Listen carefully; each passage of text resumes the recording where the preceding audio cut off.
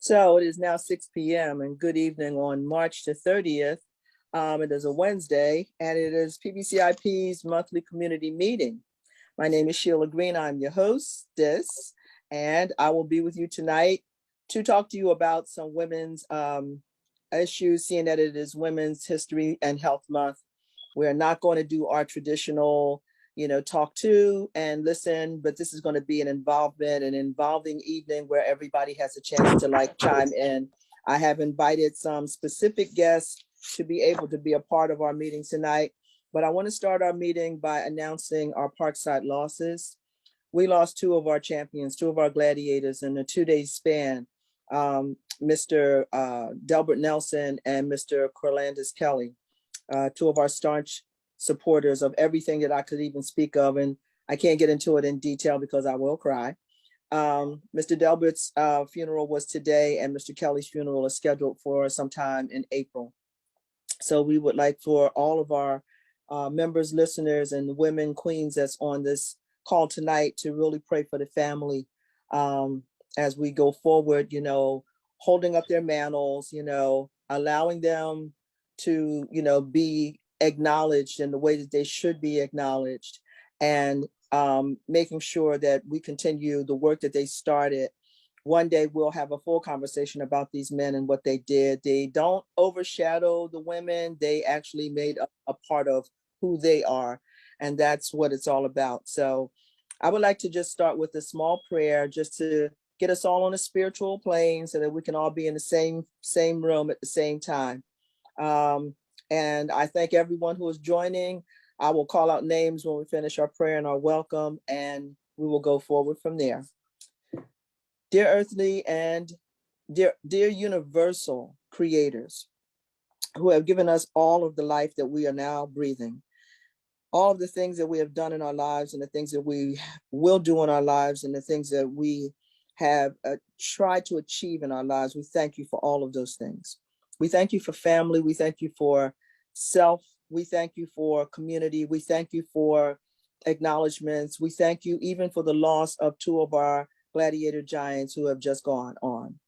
Tonight, we ask that you open up our minds, our hearts, our spirits, to allow us to be the women that we truly are, the queens that you built us to be, to let us actually speak for ourselves to each other as a network, as a nation of women, to talk about the things that we have gone through in these last 2 years, and some of us have gone through over the last 20 and maybe 30 to 50 years.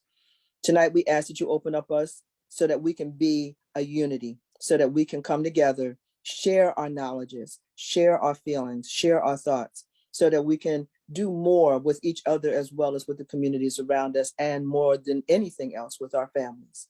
We thank you in advance for all of the blessings that you are about to give to us, all the blessings that you are giving to us for the future, and all the blessings you have given to us in the past.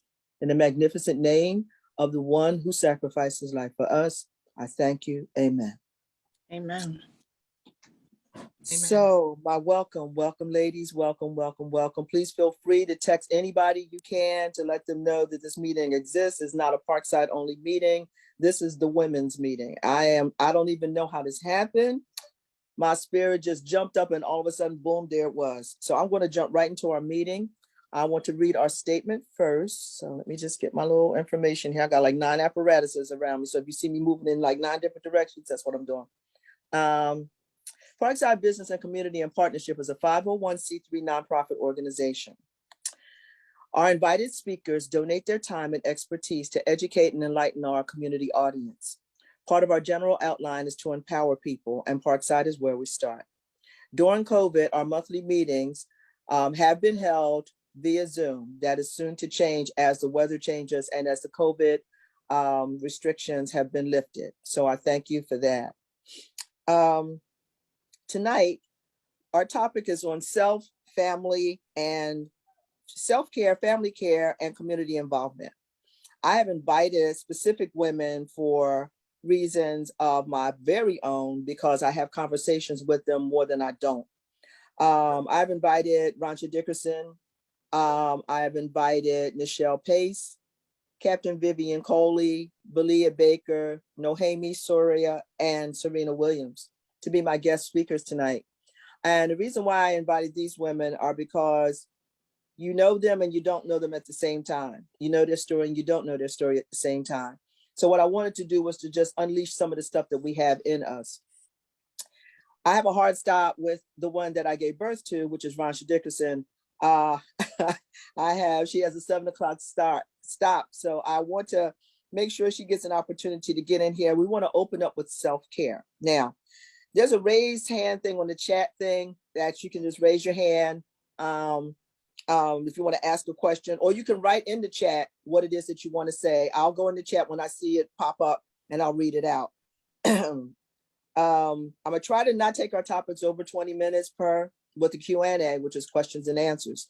So I want to get started talking about self-care. It's the flyer that you may have received. It says self-care was one of the things we're going to do. Family care is the other thing we're going to do, and community involvement. Now, in family care, we're going to also talk about finances. So it'll all mix in there together as we go forward. So starting with self-care, we're going to talk about health, mental, physical, spiritual, an all-inclusive conversation with us.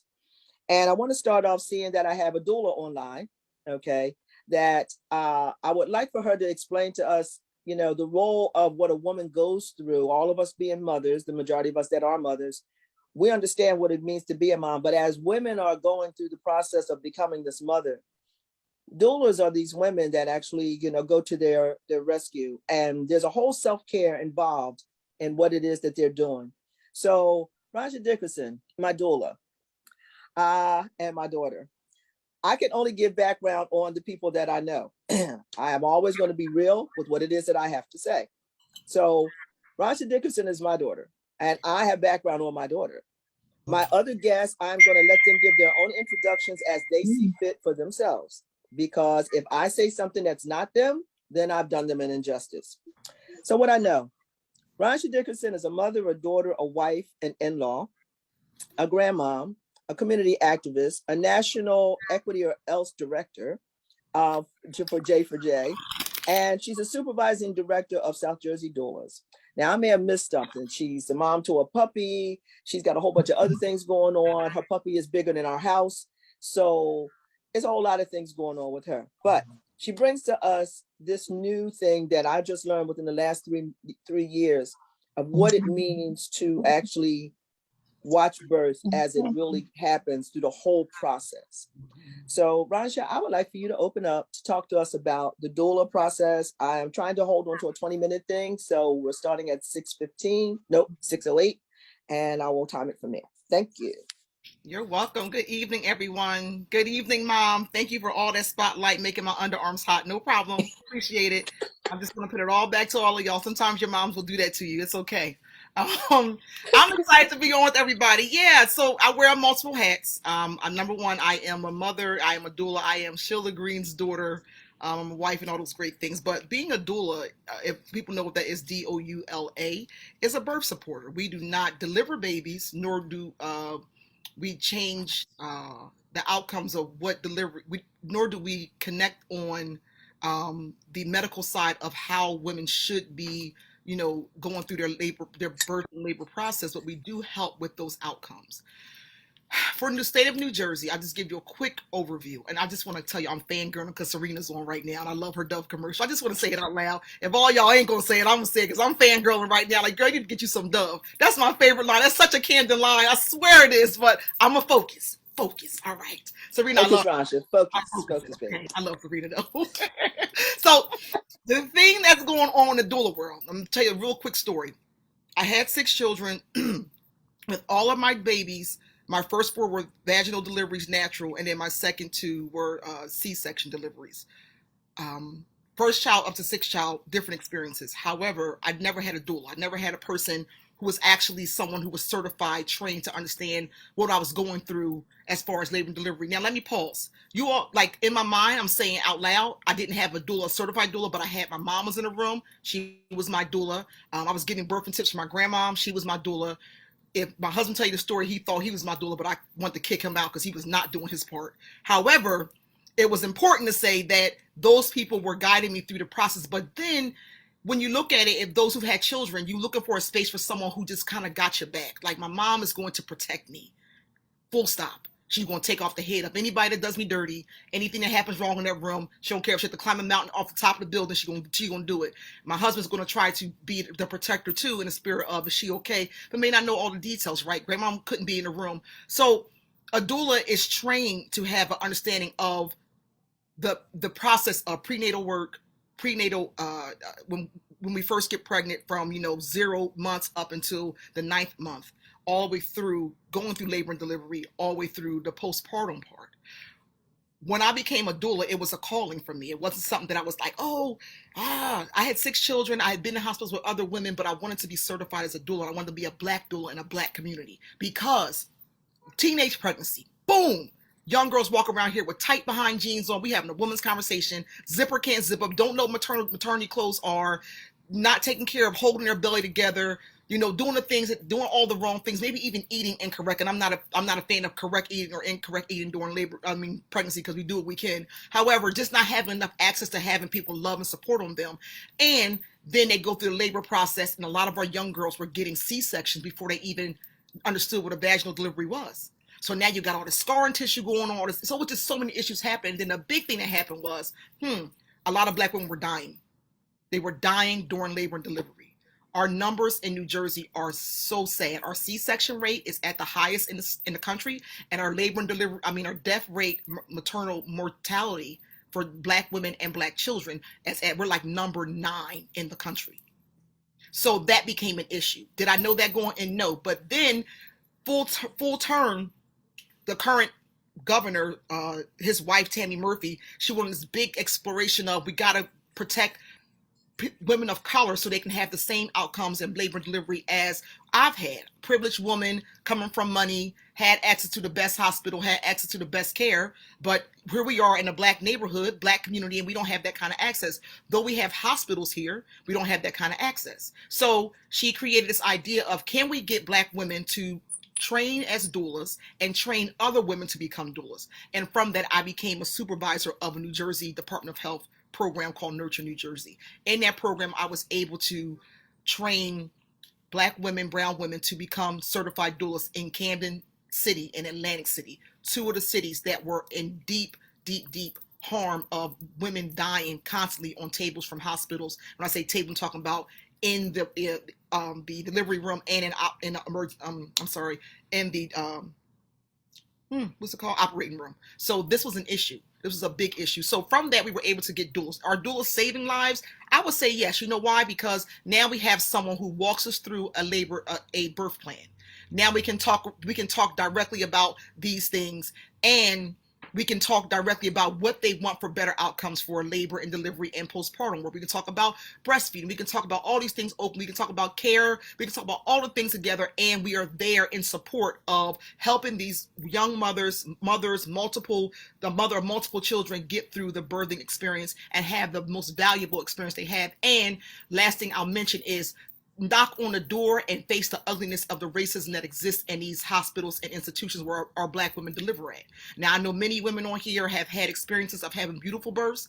I've had beautiful births too, but I've also seen some really tired and harsh, almost violent births that have happened in hospitals that we all can name, that's not that far in our city. So as doulas, we created this group in South Jersey called Community Doulas in South Jersey. I'll share our link inside of our website inside the chat. But we are now training Black and brown women from all over New Jersey. We're not limited to Camden and Atlantic City anymore. Now we are a doula training agency, and I'm training nationally to help women become doulas all over the country, because by having more doulas that's trained, we can be able to start knocking down these horrible birth outcomes that happen in hospitals. And also, last part I'll say, Mom, and I'll get to Q&A, is give women the experience of having a home birth that's supported by a midwife. Midwives and doulas are different. At-home birth can happen. You can have a beautiful birth at home supported by a medical provider with a doula's care, and have this amazing experience in your home, in a bathtub or in your bed, and it doesn't have all the constraints of being in a hospital. These are experiences that some folks will never have. We look at them on Facebook and YouTube and on Instagram saying, that's so beautiful, or maybe that's not for me. However, it's a choice. We've been taught. Let me just give you a quick through line. When women first started having babies, there were men putting us to sleep so we can have babies and chopping our bodies down. Then we went through getting more control over how we wanted to have, how we wanted to birth. Then we got to having full family birth, like husbands, partners being inside the room. And now we're at a point where women are really saying what kind of birth they like and the rights they have behind the kind of birth they would like. So with that being said, it's important that we understand the role of a doula in a community, and we're not just for birth only, not for birth justice and birth equity, but for community justice. You might see a doula like me at a school board meeting fighting for a parent who is expecting and she has to walk 3 miles to get her child to school. That's unacceptable. Or you might see a doula like me at a city council meeting fighting for more funding to support maternal health in Camden, New Jersey. That's what community doula is about. It's about not letting one person labor or deliver by themselves, but having people in the community that can help you and support you for you to have better outcomes, and we can keep more of our Black women and Black children alive. I'll pause there, Mom. Sorry. You know I get passionate. That's all right, baby. You got it honest. It's okay. I just want to thank two of our really staunch senior members, Miss Patricia and Miss Naomi, for being on this, because we're looking for wisdom. We want to make sure that we get this whole thing covered tonight. So we're going to go into a Q&A. If there's any questions that you want to ask Ransha in regards to, how the doula process works, and, what started it, what caused it to be what it is today. If there's anything that you want to ask, just raise your hand. If you want to raise your hand just so I can see it like this, I'll take it that way. But if you want to raise your hand in chat, that's fine too. Any questions? Oh, I see Serena. Serena? Well, I don't really necessarily have any questions. I just want to say I'll be fangirling over you too, because I love what you do. Okay. I personally, with my youngest child, we did a home birth right here in Parkside. And we had a doula, and it was the most beautiful experience I've ever had. I have an older daughter also, which I had in the hospital, and that was a beautiful experience. But the reason we chose to go with the home birth route and having a doula is because my voice wasn't heard in the hospital. I told them what I wanted, and they were totally like, no, we're not going to do that. We should do this. And I'm like, no, So knowing that when I had more information this time, that was 21 years ago. So now having a baby later and having more information, we decided to use a doula and have a home birth. And it was a beautiful experience. And my doula was amazing. You guys are so important to us because, like you said, we have our parents and all that, but you guys are truly trained to know exactly what to do to help calm us, comfort us, working in conjunction with the midwives. So it was a beautiful experience. And you best believe I'm going to be telling everybody I know about you and what you do here in the city. And I'm just grateful to know you. And I'm going to be contacting you soon because we have something that we can link up on. I'll talk about later, but I just wanted to say that. Don't make my day, Serena. I'll be fangirling you, girl. No, I appreciate that. That's right on. I appreciate that. Thank you. I appreciate that. Excellent. So any other questions for Ransha at all? Any statements? Anybody want to make any statements about, things from the past, when you had children before, how things were then? Anybody? Because I'm going to tell y'all right now, if you don't talk to me, I'm going to call you out. I'm letting you know up front. I'm just going to call you out by your name because I can see you. So I'm just saying so, okay? But if there's Miss Pat, yay, go ahead, girl. Go ahead. I'm not sure if that's the name that my granddaughter had, a doula, but it was a program similar to that. When she was pregnant with her first child, she had a person that followed her all the way through up into the delivery room and after delivery room. And then after the baby was born, it was a building down on Cooper Street, where she went up on the second floor, something like that, because I went with her once. And they did different programs and they followed them. And she had the nurse, and the nurse would come to the house and see it was awesome. I'd never heard of anything like that. And when she had her second child, that was kind of like a surprise because her water broke. And it wasn't time for her water to break, but it was. And they had to do an emergency C-section because all the water came out and the baby was laying crossed in the womb, so they couldn't turn it. So she told them, "You're not going to touch me until my person," I forgot what she called her, either she come or my grandmother's coming. And she would not let them touch her. And when I got there, the young lady was already there, and only one of us could go in the delivery room. But they followed her all the way through everything, even with breastfeeding, and it was awesome. I mean, it was great. And the programs afterwards, scrap making and making things for your children and letting them play and teaching the things that they taught them. I'm like, where are the rest of the girls? I know it's more than this pregnant. How come they don't know about this program? But it was an awesome program. Pat, thank you for sharing that. And I think you're talking about Camden Healthy Start. Camden Healthy Start has been in Camden for some time under Yeah. under the direction of Dr. Brand.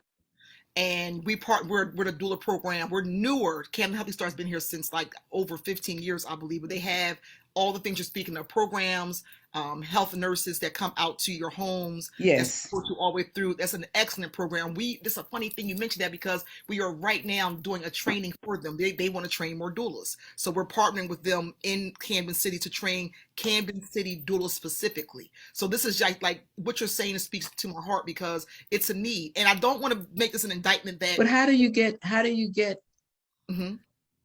she told me how she got in touch with it through the clinic or something. I don't remember. It's been 5 years ago. I don't remember. All right. Camden Healthy But Start. how do you get the young girls involved? I mean, to know about it. So that's the part. Camden Healthy Star has been weaved into the obstetrician offices, OBGYN offices in Camden and South Jersey for some time, and they referral people who now, they didn't have this before. Now obstetricians ask folks, who was your doula?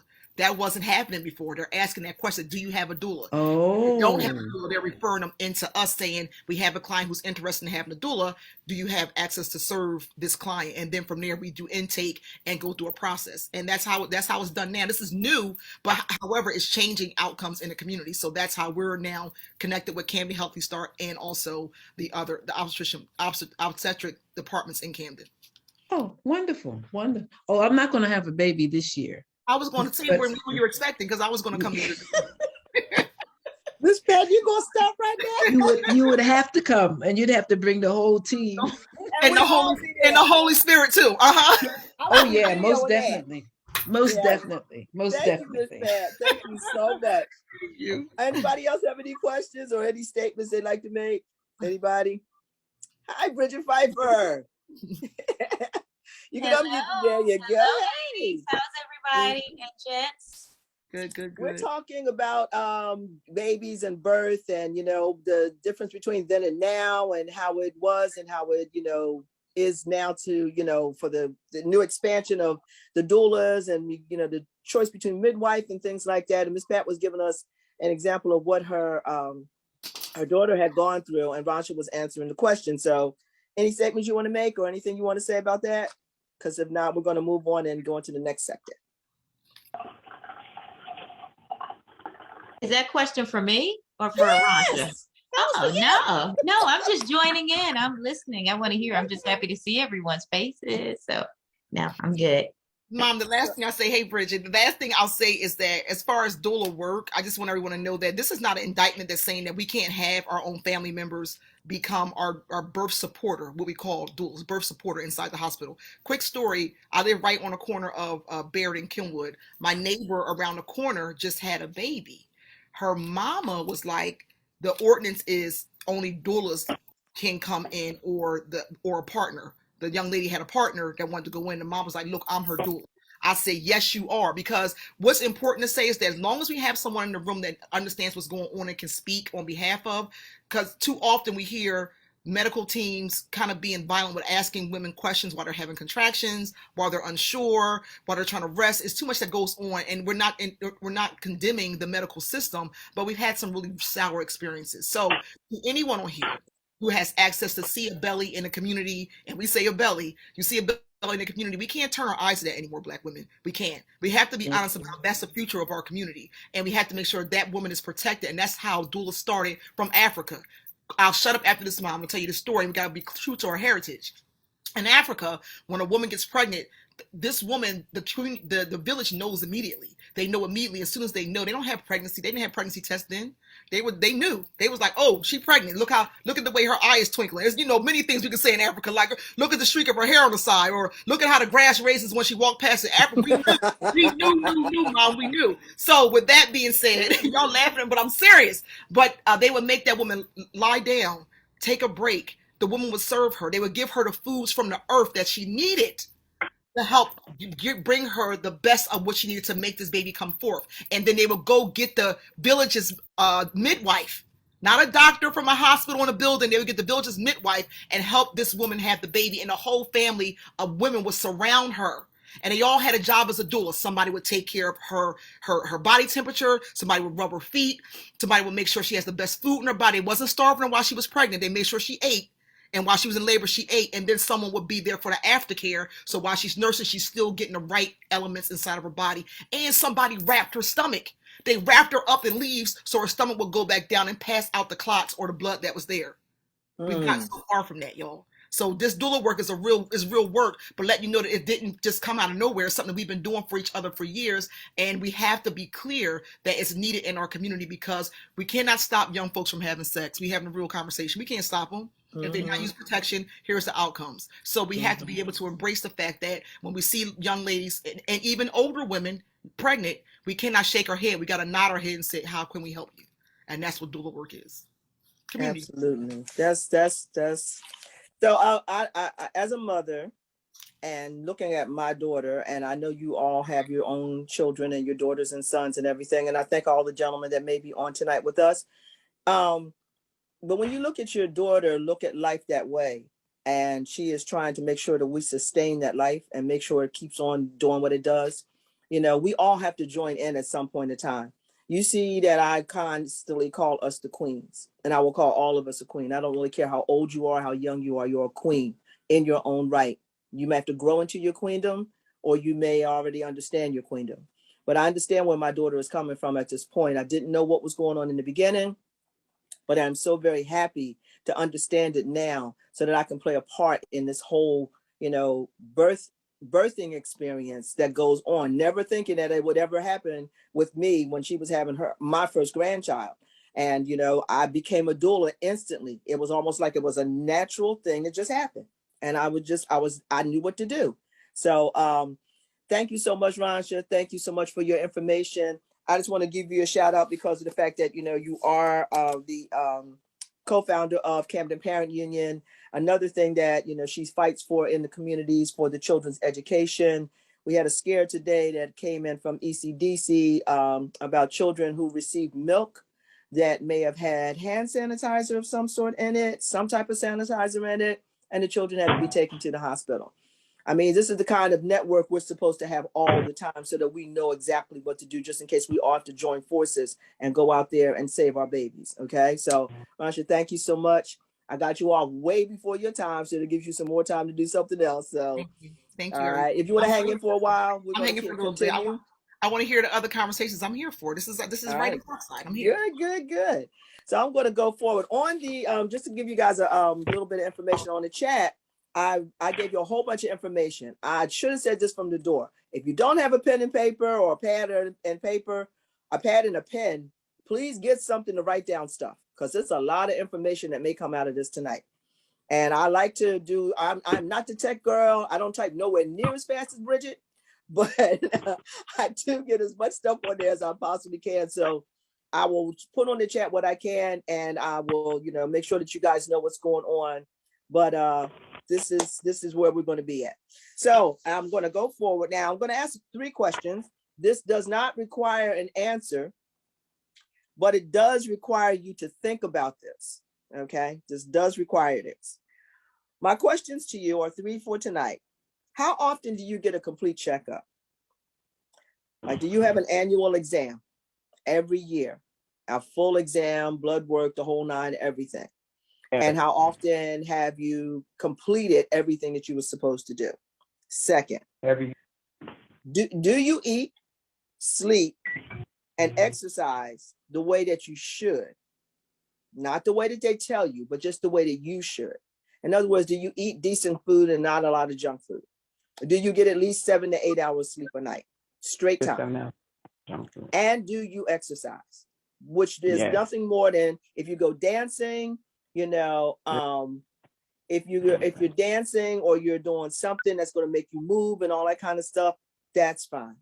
I just want to put those three out there because dancing, skating, walking, running, going to the gym, as long as you're getting some kind of exercise in, that's a good thing. So those are my three questions. My three questions for y'all to ponder over, think about it, write down what you have to write for yourself, and then move on from there.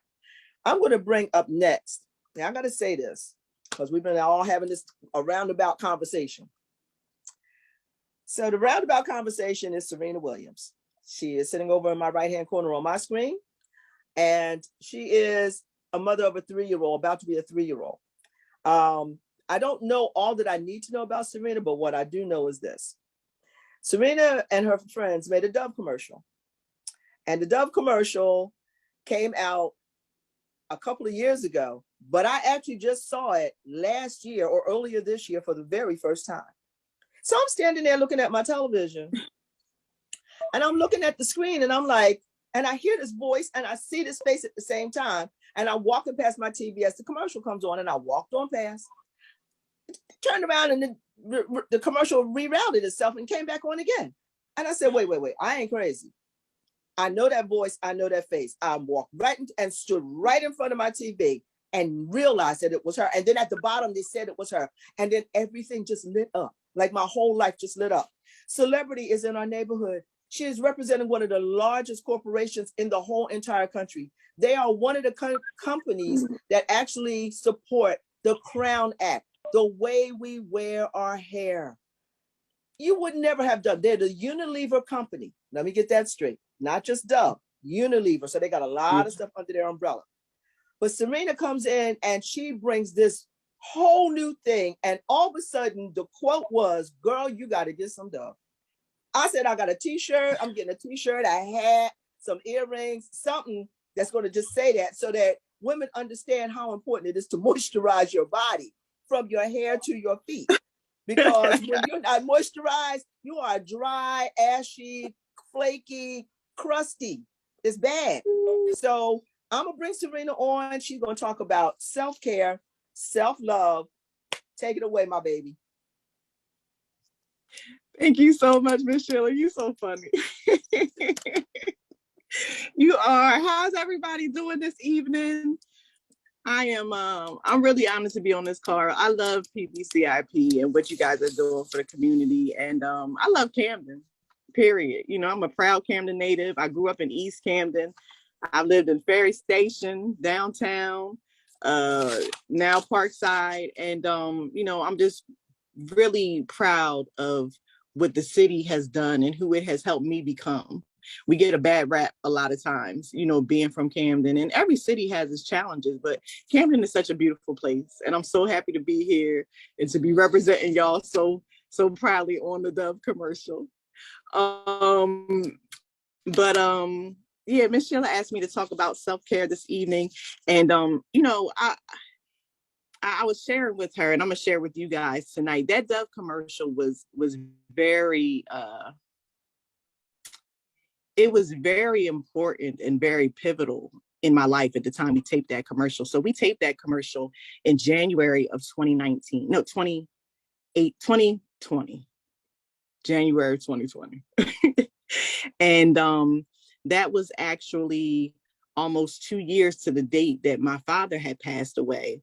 And it was 9 months from when I had my youngest daughter.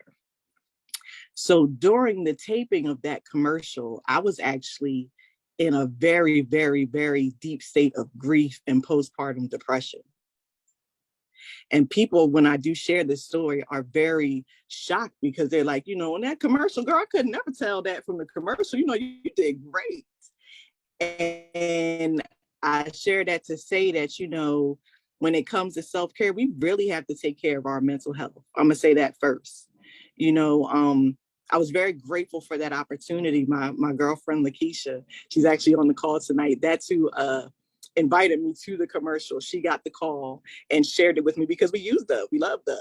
And the people who from Unilever who did everything and put everything together for that commercial, they put together a beautiful Black production team. So everyone from hairstylist, makeup, clothing, the producer, were all beautiful Black women who loved on me so much during that commercial. They had no idea what I was going through at that time. They had no idea, but they were strategically placed there to love on me in a time where I truly needed it.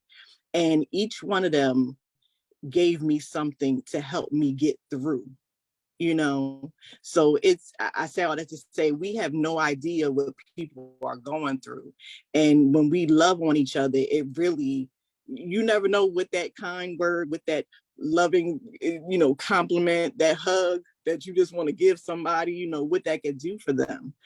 Because it did a whole lot for me. So that Dove commercial was much bigger than the commercial. Don't get it twisted. The commercial was big because we taped that in 2020 and it aired in April of 2020 and it's still playing today. I've never seen a commercial go that long, at all. So it's definitely been a beautiful thing. But when it comes to self-care, I want to say that we really have to check in with ourselves and really do an assessment to see if we're okay, because as Black women, especially, we're so strong, we do so much. We take on so much, we give so much of ourselves. And we really need to take the time regularly to check in with ourselves to see, what's going on with us. So I would say for me, number one with self-care is mental health. I've finally realized recently that I want to lay down that strong label. Like I don't want to be viewed as strong all the time. The only thing I want people to know I'm strong in is my prayer life and my work ethic. That's it. Everything else, it's like I gotta lay that down because I gotta make sure that I'm okay. And I hope you guys do the same. And then I also wanted to kind of talk about our spiritual health, and I think that mental health plays a part in that also, because sometimes when we're in our deepest places that we tend to go, it's kind of hard to see, the other side. It's kind of hard to see the light. So I would encourage people, not only when you're checking in for your mental health, but to reach out. There's nothing wrong with getting help. There's nothing wrong with seeking therapy. I've been in therapy many years. And especially after I discussed with you guys about dealing with the postpartum depression, and the grief, therapy was a very integral part of my healing. But because I did go through those steps with therapy, it allowed the spiritual knowledge I already had to truly come forth. Once that heaviness was lifted from me and what I was going through in my mental state, my spiritual self, kind of catapulted. I was able to hear God clearer.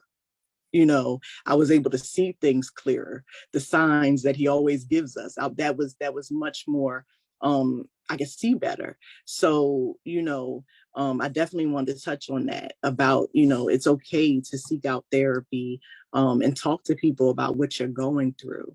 And like I said, as far as with the spiritual aspect, I try to make sure every single day that I either read my devotional. I have a devotional that I read by Iyanla Vanzant.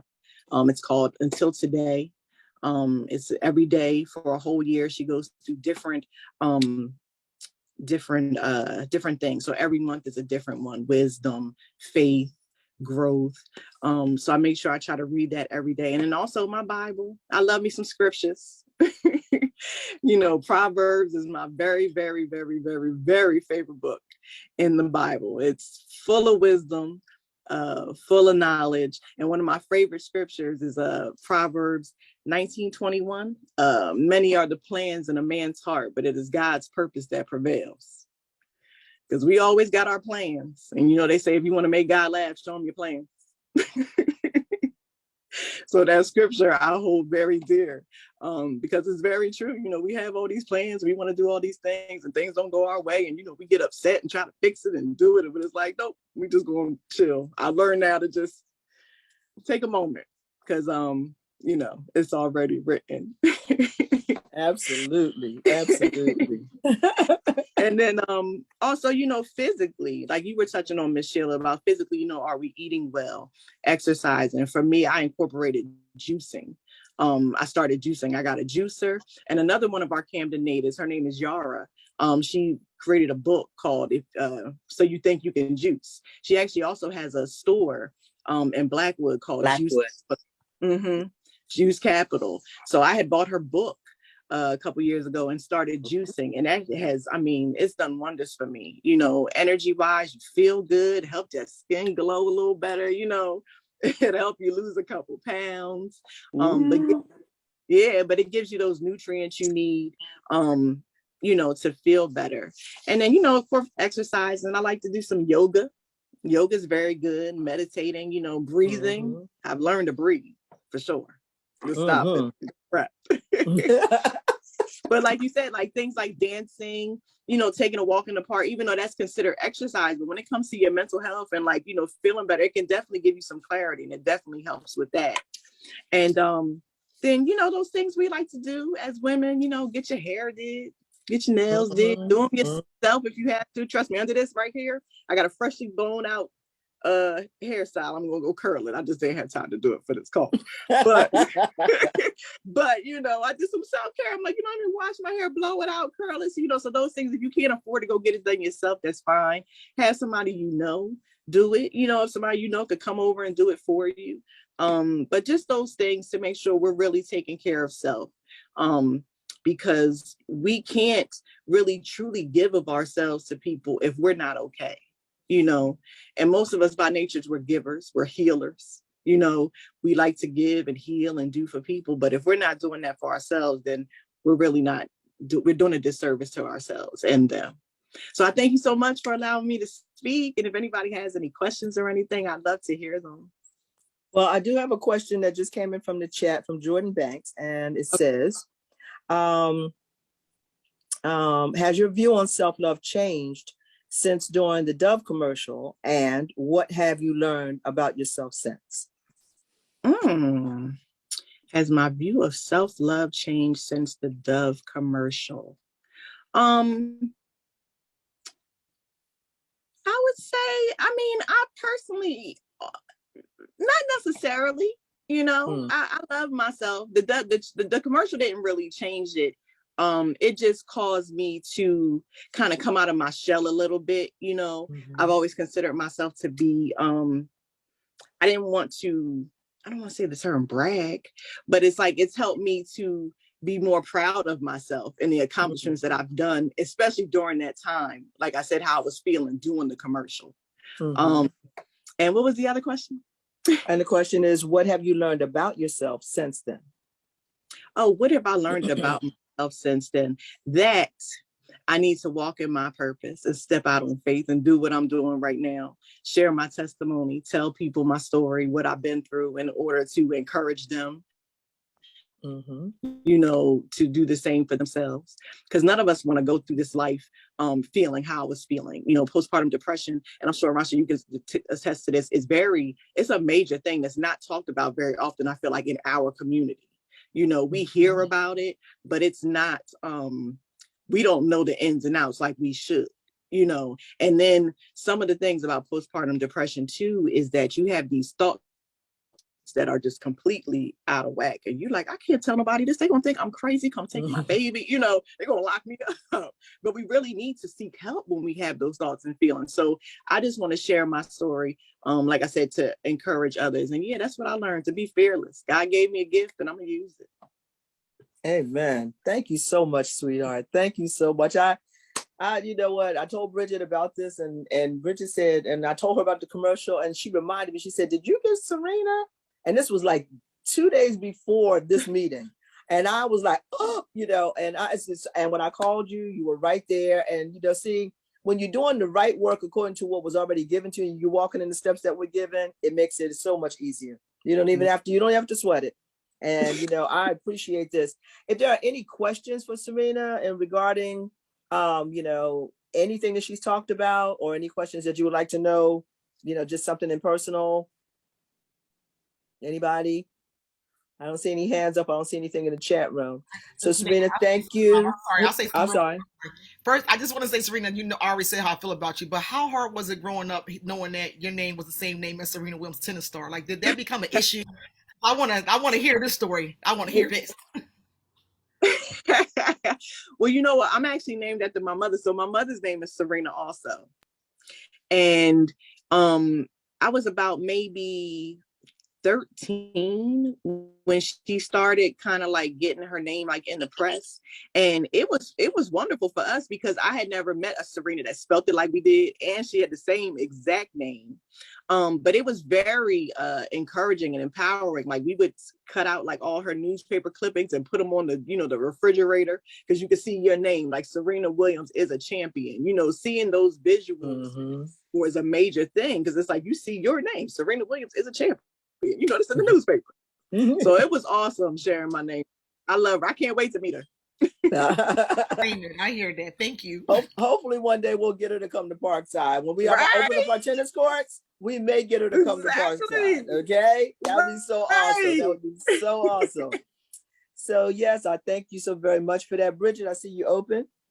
No, I was just going to say, Serena, thanks for sharing your truth. And, you know, the idea that we have this kind of exterior facade where we believe that we have to show people our strength and that we're strong. I think, you know, very often we need to understand the reality of taking time for ourselves, and for understanding that there's not weakness in needing help, and perhaps seeking counsel. And so, yeah, thank you so much for just sharing your truth. That's it. Oh, it was my pleasure. Excellent. Excellent. So this is what it's all about, ladies, you know, just like opening up and just like kind of releasing. It's like a moment for all of us. Like we just need to sometimes hear maybe from someone else that we've been feeling it, thinking it, living it, and just wasn't doing anything about it. And we just need to just have that moment. I want to just, you know, give you something to work on. Okay. I'm a person that gives tasks and write stuff down and everything. So I'm asking everybody, do you actually give yourself a spa day, like yourself? I'm not telling you to go out here and spend no 40, 50, 90, 100 and some dollars to go to a spa. I'm talking about what you can do in your own home to take care of you, for you. Giving yourself a day to yourself, getting in your car and driving somewhere and being with yourself, by yourself, doing something that you want to do, just you, not worried about what anybody feels, thinks, whatever, nobody. Okay. You should, if you don't give yourself a spa day, you are entitled to it. You deserve it. It is one of the rights of a woman to do, it's a right of a human to be actually honest about it. But I really want you to take that and put that on your calendar. Find a day. I don't care what day you choose. Make your day a spa day. Wash your hair, do your nails, you know, soak your toes, put cucumbers on your eyes, whatever you need to do to make you happy. You know what I mean? Make yourself happy. Give yourself a spa day. And the reason why I'm saying that is because my officers that are on duty right now, Officer Smith, Officer Baker, and Officer Davis, y'all is the ones that I'm really talking to be honest with you, because y'all need spa days like at least 4 out of 5, but really 4 out of 7, because I don't even know how you guys work. I mean, you're on duty in a uniform, in somebody's face, getting breathed on, getting thrown up on, all kinds of crazy going on, dogs barking at you, crazy going on all the time. So I would like to actually point towards you guys for a moment to like share your non-duty day. Like, what do you do on your off day? And I'm gonna start with you, Officer Baker, because you knew I was gonna call you first.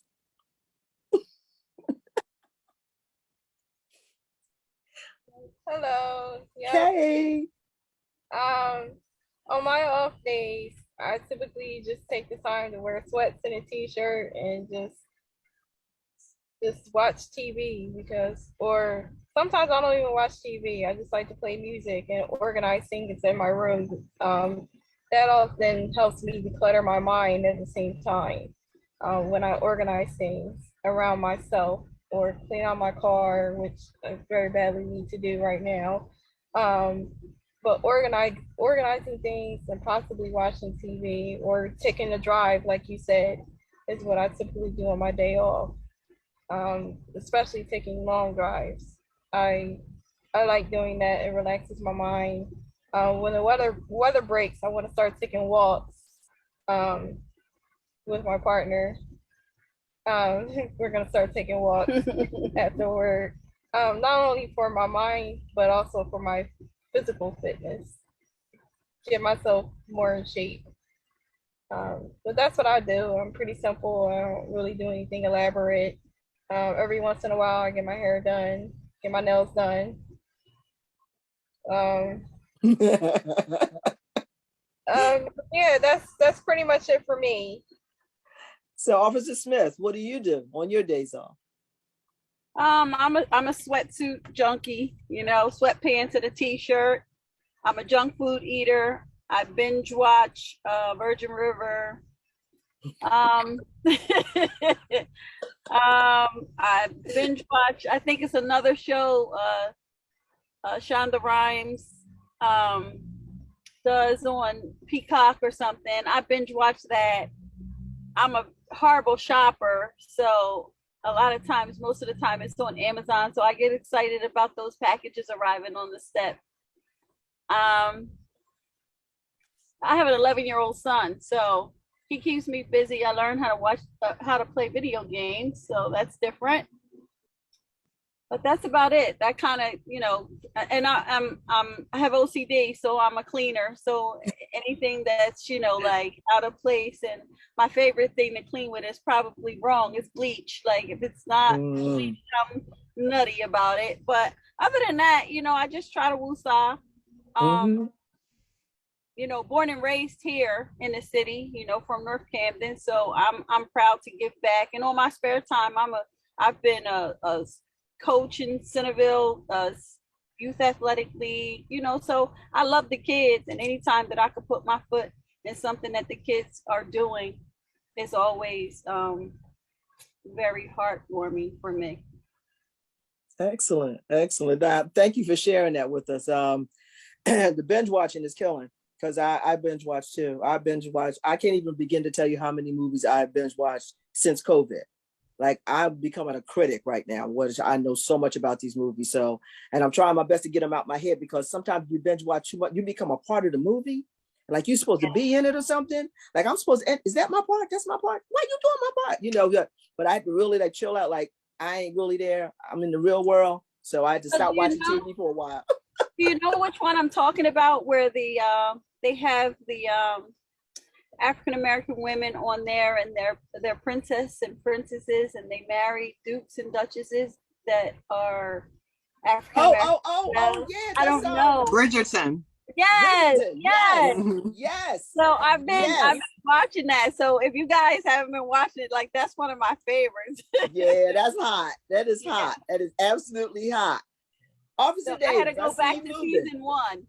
Oh, you going back? Yeah, I went back to season 1 because I thought I missed some. Listen, I've done the same thing. I've been going back and forth. I'm doing Leverage right now. So I've been watching Leverage off and on. I've been watching Leverage Redemption. So I'm going back and forth from season 1 to season 3. And I just keep going back and forth and over again. But yeah, sometimes they're really, really good to have. And it's really like, you know, exciting to just like, you know, watch something over and over again. You learn something different from it each time. Now, my new thing that I'm beginning to binge watch is Encanto.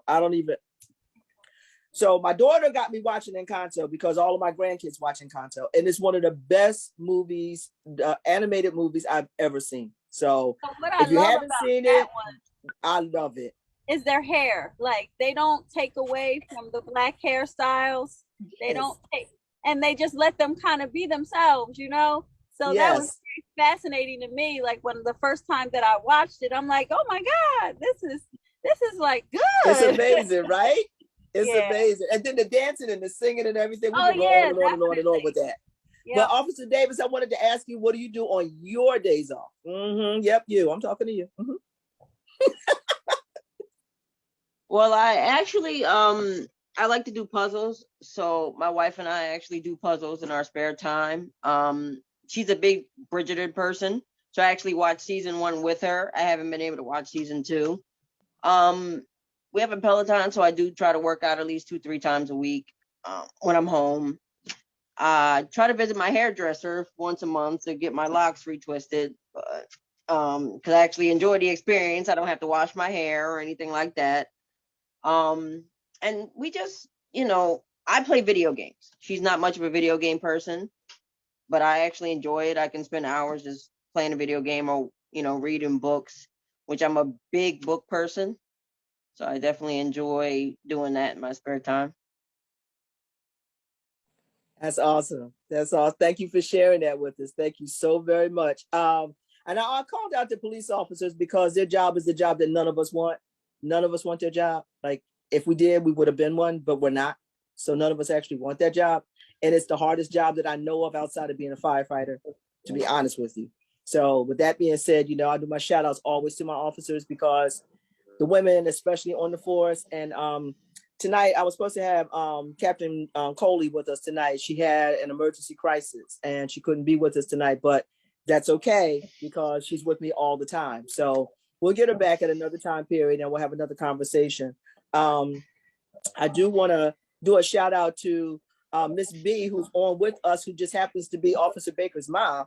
So I'm just letting you know that we have this mother-daughter thing going on. It's not just me and my daughter. It's a whole bunch of people with their daughters on here. Okay, so it goes both ways.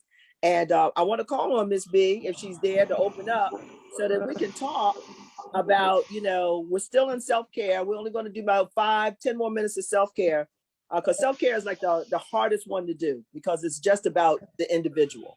Family, you're going to be all over the place, and community, you'll be all over the place. But self-care is the hardest one. So, Miss B, are you available? I see her, but I'm seeing that she's going to release herself on the microphone. Balia, are you there? Unmute yourself. Maybe she had are you on mute? I can't hear you if you are. Let me see if I can do it over on this side. God, come on. Has to unmute. I've asked her to unmute. See what happens. All right, she could be, all right, Miss B cooks, okay? She cooks, she sews, she's a community involved person. She was, part of our block captain's chair in the Pride Network, and Pride stands for Parkside Business. Providing residents with information to directly empower. She was one of our co-chairs. But if she does open up later on, we'll bring her back and we'll talk to her then. I hear something that sounds a little weird. So I'm going to just mute a couple of people just to see if I can undo the sound. Okay, I did. All right. So we're going to go on now. We're going to go into family care now. So our family care is going to start. Now it's like 7 o'clock, going on 7 o'clock. So we're going to talk about family care, and family care is going to be an open discussion. This is not going to have anybody specific to actually call on to actually walk us through it, but it is going to actually give us, hold on a second, Teresa, Yeah. You okay over there? Yeah, it's my detector is very sensitive. I'm boiling water for spaghetti. Now explain that to me. Okay. Well, I'm gonna mute you for a minute till it go off, and when it goes all off, right. I didn't mean to unmute myself. Okay. That's all right, baby. I got you. All right. So we're gonna talk about family care. So I want to just kick it off by just putting some questions out there. The roles. You got the single moms, the married women, the inner relationship. It doesn't matter whether it's female, male, female, doesn't matter. Relationships, children, no children, caregiver. And I'm just asking, because we're gonna have a whole different meeting on caregiving later on down the road. So we want to talk about, the roles as a family care person, a person that's in a family, and how much do you do in your family. We want to talk about the finances and how you run your family, how you keep your family balanced in the dollars that they have with the inflation that's going on. And we also want to talk about, do you or have you even thought about creating a savings budget due to the fact that inflation is here and you got so many other things going on. So let's just open up the floor. Miss Naomi was on last time and we were talking about budget and finance and everything, but where family care is concerned and you being, a senior, how do you control the things that go along with your family and what do you do? Miss Nay, you want to open up or I can unlock you? Let me see. I got you. Unmute. Ask to unmute. There you go. Where'd she go? Okay, let's see. All right, I'll tell you what, why don't we open up the floor completely? And if someone wants to start by, talking about their role as a single, as a parent. All right, let's do this question. Your role as a parent during COVID. Let's talk about that. For the people that have children, whose children were home with them 7 days a week, 24 hours a day, for 365 days until the 21 time period, 2021. How did you adjust yourself with your child? And I know, Officer Smith, you said you have an 11-year-old, so you can actually go first on this one. So it was very difficult because I still had to work. I was a first responder, or I am a first responder. So there was no COVID relief for us. I still had to homeschool, making sure he was on there on time. I was grateful for Captain Coley because she assisted with adjusting or helping adjust my schedule where I could come in at 10 o'clock, get him online at 7:30 in the morning, stay to make sure he was on track till about 9:30, and then I could go to work. His dad, kind of jumped in between until I got home from work. Then my daughter jumped in. I have a 25-year-old daughter and a 30-year-old daughter. So 2 days a week, the 30-year-old came from New York down and filled in for the 2 days. And then my other daughter filled in for the other 2 days. And then I had the 1 day in between. So it was a crazy, crazy schedule. He had a tutor on the weekend. I had to work on the weekend. And then my mom came on Saturdays to sit with the tutor until I got home from work on the weekend. So definitely, I was grateful for family because they were a huge, huge, huge support team, collectively together. And I don't know what I would have done without all of that support from them and getting him through school throughout the day.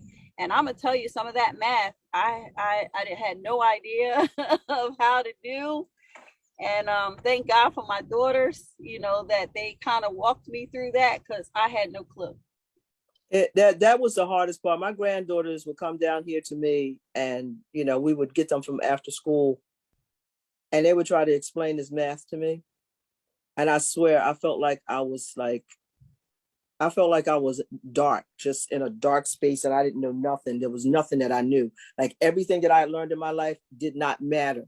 And then I went on YouTube and I saw this video and they were doing 3 different maths from 3 different countries. One was from China, one was from somewhere else, and one was from the United States. And they were showing how they were doing the math. And the Chinese has a certain way of doing the math where they take the numbers and extract out of the number that they need, and then they add those numbers, multiply those numbers, or divide those numbers accordingly, and then they get an answer. The United States does it the long way. And ours was the 3rd in place. And I said, I think I'm gonna learn Chinese math because I think that's what our kids are learning. I think our kids are actually learning Chinese math because the United States is behind on how our math scores are and what we do. So we do need to learn this new math and how it works for us. But, our kids are going to have to teach it to us because they taught us the other way, and now we are trying to undo that part of it. So, yeah, that I applaud you for what you did. I applaud, the fact that you were able to get through it because, girl, let me It was tell only you. by the grace of God. I'm telling you. I mean, some nights I came home from work and I was like, oh no, he has like 2 pages of homework here, and I dreaded it, Mhm. But Yeah, just through faith and prayer, I got through it. We're here now. He went to the 6th grade. We made it. That's all I. yeah. And it was hard on them too, because that whole pull out and be away from your friends and having to use a tablet every single day. Tablets went from fun to being a problem. Like it wasn't fun anymore. They didn't want to do that anymore. And in a way, that may have been a good thing because we were trying to get our kids away from these tablets and phones and everything. But then all of a sudden, now it's becoming their education, and they have to know it. They have to know how to fix things that they didn't know how to fix before and things like that. So it was an interesting time period for the parents and the children. And you became a homeschooler with no training, like none. Yeah. So And my whole homeschooling became a family good caught thing. COVID at the time. My whole entire family caught COVID aside me. I was Wow. the only one that didn't get it. We had Thanksgiving that year on Zoom. I had to cook all the food by myself, Oh my and God. I had to deliver all the food. I sent my daughter in New York. I sent her a dinner for two from Acme. My other daughter was at her dad's house in Glassboro because I couldn't keep all them in the house at the same time because it was just too much for me to be running around. Right. My son was on the first floor and my husband was upstairs on the second floor, and I slept in the basement, but I didn't come up until I had 2 masks on. So Okay. that was crazy. So I'm Wow. thankful that everybody's alive and good, but that was definitely a struggle. As you talk about family and self-care, I definitely had to self-care after that. Absolutely. Absolutely. Um, so we have just been joined by Miss Latina Gaines. Hello, Latina. How are you? Hey, y'all. So I'm alive. yes, you are.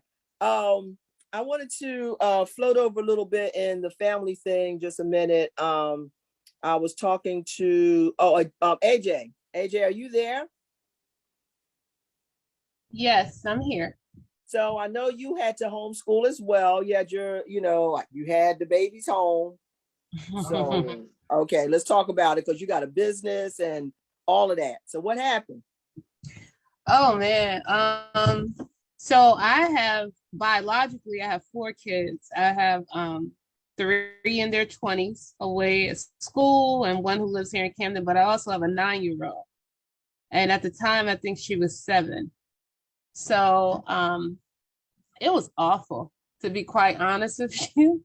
I've always had respect for teachers, but I've definitely have a whole lot more respect for them. It was just torture, in my opinion. But at the same time, it did give me time to spend with her and to kind of be more in touch with what she was learning, even being more in touch with the culture of her school. A lot of times you don't see how they teach your kid, your child rather, and I think that's important. But I think it's also humbling, and you have to know your strengths and weaknesses. I have a friend she's a homeschool teacher. Like, she knows how to do it. She has the community. She's excellent at it, but that's just not my strength. I tend to get bored very easily. That math was just crazy. I was about to show her the way I learned it, which would have just ruined everything. But it was Yeah, hard. absolutely. But at the same time, I just feel like God wanted us to sit down for a minute. I think I needed to spend more time when you do have a child older, because my first 3 I had at 22, 23, 24, and I had Allison close to 40. It's just a different experience, and I think it's also an experience where you can kind of be a little absent. You can be a little absent because you're tired and you have more energy when you're younger. But I think the second time around, or the second wave of parent, made me much more patient, much more appreciative of time, because they grow up so fast. But the academics, she was ready to go back. I mean, she was having a hard time. She wanted to see her friends. and wanted to connect. But my mom moved here during the pandemic from Charlotte. She lives downtown, so she was very helpful to us. So yeah, that was good. Well, I appreciate you sharing that with us because, like I said, we're having this real open conversation, and we have all been through so much, in these last couple of years, and we haven't had an opportunity to like be in each other's faces. We've been afraid to be in each other's faces. We didn't know whether the truth was the truth or a lie was a lie. We wasn't sure about too much of anything. We really didn't know. And, I looked at the parents and the children and how they were struggling. It was so hard to watch that. I don't have any children. Ransha Dickerson is my 44-year-old child. That's my last one. So I have no children, but the grandchildren I watched, and it was struggling, hard to watch them struggle the way that they were struggling. And I know Latina, she has, elementary school child at home, and she had to try to, adjust to those things. And I remember, conversations that she would have with me about, how Zay was like, sitting in front of her computer, and she would just nod, no, I'm going to sleep. You know what I mean? Because, I guess it was just boring to her for her to go through. Latina, share that with us. It was horrible. I know they say that parents are the first teachers. They lie. No, we not. We not. We the first backup teachers. We the first subs, to be honest. That daycare is important. And Zay was 5. She was fresh in kindergarten when the pandemic started. And that was really hard. So you talking about all the crucial things in life. I had to teach my kid about like how to make a TH sound. I can barely make a TH sound. How am I supposed to give you some examples on that? It was hard for real. YouTube is a blessing, as I must say. The teachers were nice. They were a blessing too, but YouTube was something. So you go from teaching about the individual sounds to the combined sounds, and then the math, like AJ said, that math was ridiculous. The make 10 method, I don't understand why you can't just go ahead and just add if you want to do 7 plus 5, I don't understand why you got to do 2 to 8 first and then add the other 2 at the end, then instead of just to get to 12. I'm telling y'all, it's just ridiculous. And it's horrible because your kids get marked wrong if you teach them the regular way, especially even just the count on method. So that was really that. And I think that the social skills are really important. So for us, we were lucky because we have a really big family. So our immediate family consists of like 15 people. So with that, we were kind of good with the pandemic. So she was okay somewhat socially, but it's different when you arguing with your cousins and everything versus conflict resolution when you're in school and not having to have that relationship. Is that social side of it. We missed out on that for like 2 years. And again, she coming from kindergarten. So those are important years versus meeting people on the screen. And it was really hard for her. She was tired of me more than I was tired of her. Because she had homework all day, and I'm the best teacher in the whole wide world, and I'm a know-it-all like she's a know-it-all. So we bumped heads a lot, and it's hard to argue with a 5-year-old. So, and I'm not backing down. So I must tell y'all, it was a time. I don't wish that on nobody. I did get to know my child some more, and surprisingly, I found out that she was not the problem. I found out that environment makes a difference in school, which I didn't really know. And Azalea's my only child, so that was real. And also, it cut into my life a lot. Let me tell y'all that. So for me working from home, and I can't be on meetings while she's on meetings, and I send her upstairs, and she start falling asleep on the screen. She got her towel. She got animals and whatnot. It was a lot. It was a lot. Like if y'all have me on Facebook, y'all will see. And I have no problem with sharing it. It was a lot. And I was just like, what do you do? Because I get tired of staring at screens all day. So I'm not going to chastise her, but so much for staring at a screen. You get tired. You get bored. And that's just life, being honest. So that was that. It's a lot better now, though, I must say. It's a whole lot better now. That's good. Lakeisha, I see that you're still with us. I don't know whether you have children or not. Do you have a story? If you do, let me see if she's still there. There she is. You want to unmute? Yeah, you go. Do you have children? My daughter's 26. Ah, so you didn't go through the process. My daughter is in DC, but I told her every single day, praise God, praise God. Serena and I actually lived together with our little girls when my daughter was in first grade, second grade. No, you could drop out, you could come work at my job because I personally cannot do it. My patience is at a really low. I can't do the math. Just now I was getting a headache while you guys were talking about the math. I can't do the math. That's not what I do. I don't do that. And I used to be responsible for a lot of people's money. And I'm sitting here like, and I don't carry the two. No, thank you. So yeah, my daughter is 26. She has her master's. And she's like, well, thank God I didn't have a sibling because I guess I would have been there. No, she or he would have been with you. So God bless you, officer. God bless you. Thank God for those old kids you have, okay? Because they're good for something. I'm not the one. Ma'am. Yes, so, ma'am. No, Absolutely. ma'am. I had to worry about, I have 3 businesses that I'm running and one was shut down during the COVID. So that was like my main focus was really just trying to figure out if I'm gonna be able to open or not. So we're still open and thriving, and that was really my thing. And my husband, who worked throughout the entire pandemic and just making sure that he was safe and wearing his mask and not bringing anything home because my immune system is so. Yeah, no. Yes, thank you. Thank you. No, sorry, ladies, not that trouble. But God bless y'all, and y'all killed it because I would have killed my daughter, and that's just keeping it real. That's just keeping it real. Oh my God! So we're gonna transition as we get ready to go into our last half hour, and I just want to try to get as much in here as I can. I see Miss B has finally joined us. Thank you so much for your presence, Queen. I did put in the chat room some information, some info and PSAs for, okay, and I'm gonna do this real quick.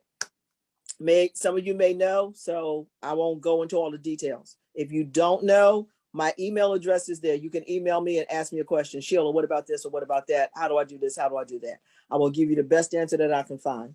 I left you information on the mayor's office, and I left you information on constituent services. Constituent services is the thing that each of the elected officials have to do for the voters who have voted for them.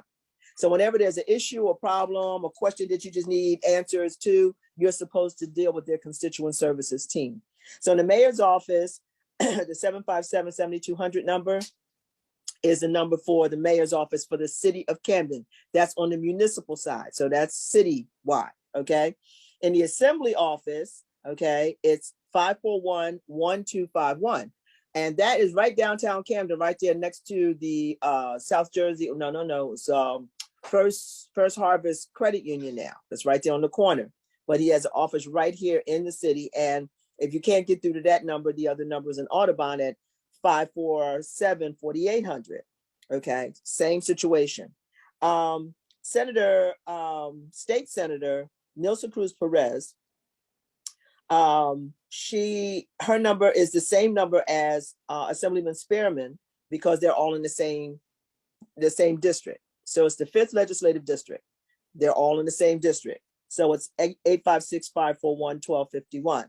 But she's the state senator. So that rises her just a little bit above the assemblyman. And then you have your 2 U.S. senators. Oh, I forgot to put Donald Norcross down here. My bad. I'll get that later. Donald Norcross is your House of Representatives for the 1st Congressional District. So you can go online, Google Donald Norcross, House of Representatives. His whole website will come up and you'll get all the information. But he's the one that walked us through COVID through the whole entire day. He was there the whole time that we were going through COVID.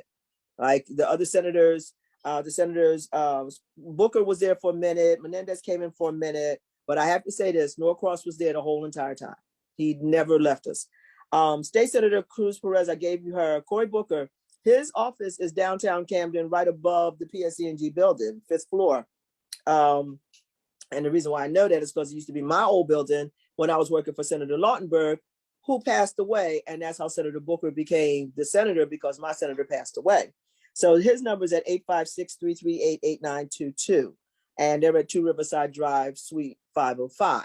So if you need to get to them, that's for federal issues such as Veterans Affairs, Internal Revenue Service, Social Security, Medicare, anything that's federally related, anything that has anything that the EPA is not DEP, EPA is Environmental Protection, DEP is I think it's the Department of Environmental Protection for the state.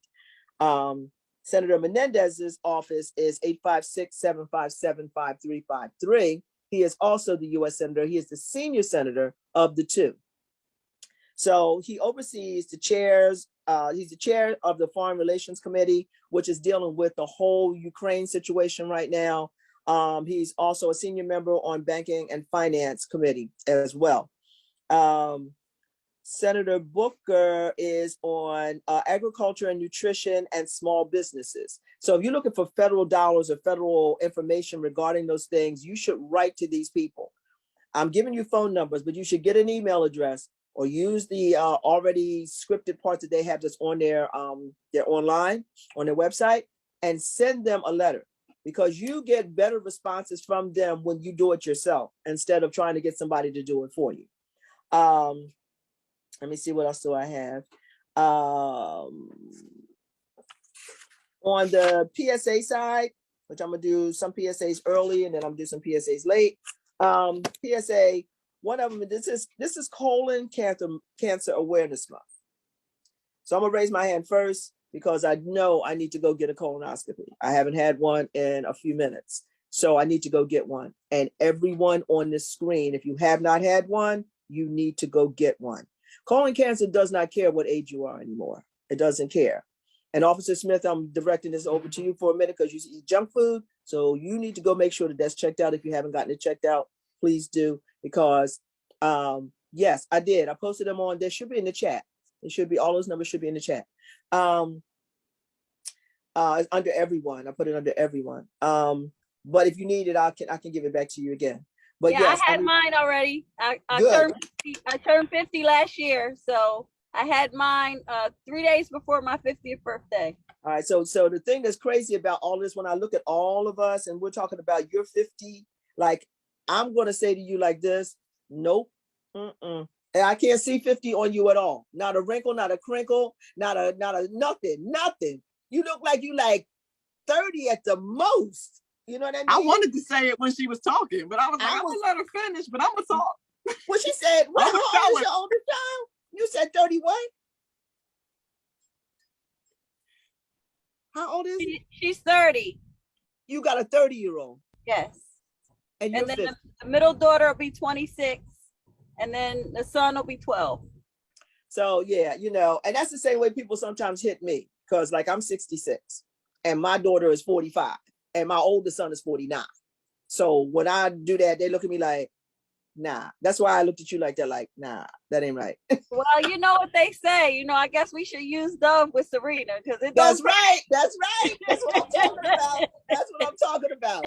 Everybody get their Dove and get it on. And listen, we all right to Unilever at the same time, and everybody gets some free Dove, and we can just all go in at the same time the whole entire summer. Be all nice and smooth.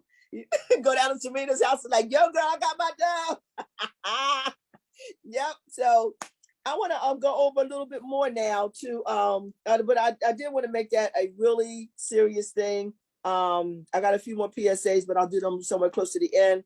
But the colon cancer things, tell your friends, tell your family, anybody you know, tell them. If they're older, tell them. They got to go get screened. It doesn't take much. It's not as bad as it used to be. Hello, Chair Oscar Spencer. How are you? Welcome to the ladies' night. Oh, you in the house. So that's our chair of our board. Unmute yourself. That's the chair of our board, yep. Oscar Spencer. Good evening, everyone. I'm sorry I'm late, but I just got off one meeting. Glad everyone's on board. Good to see everybody. Thank you so much. So you're doing a wonderful job as usual, I know.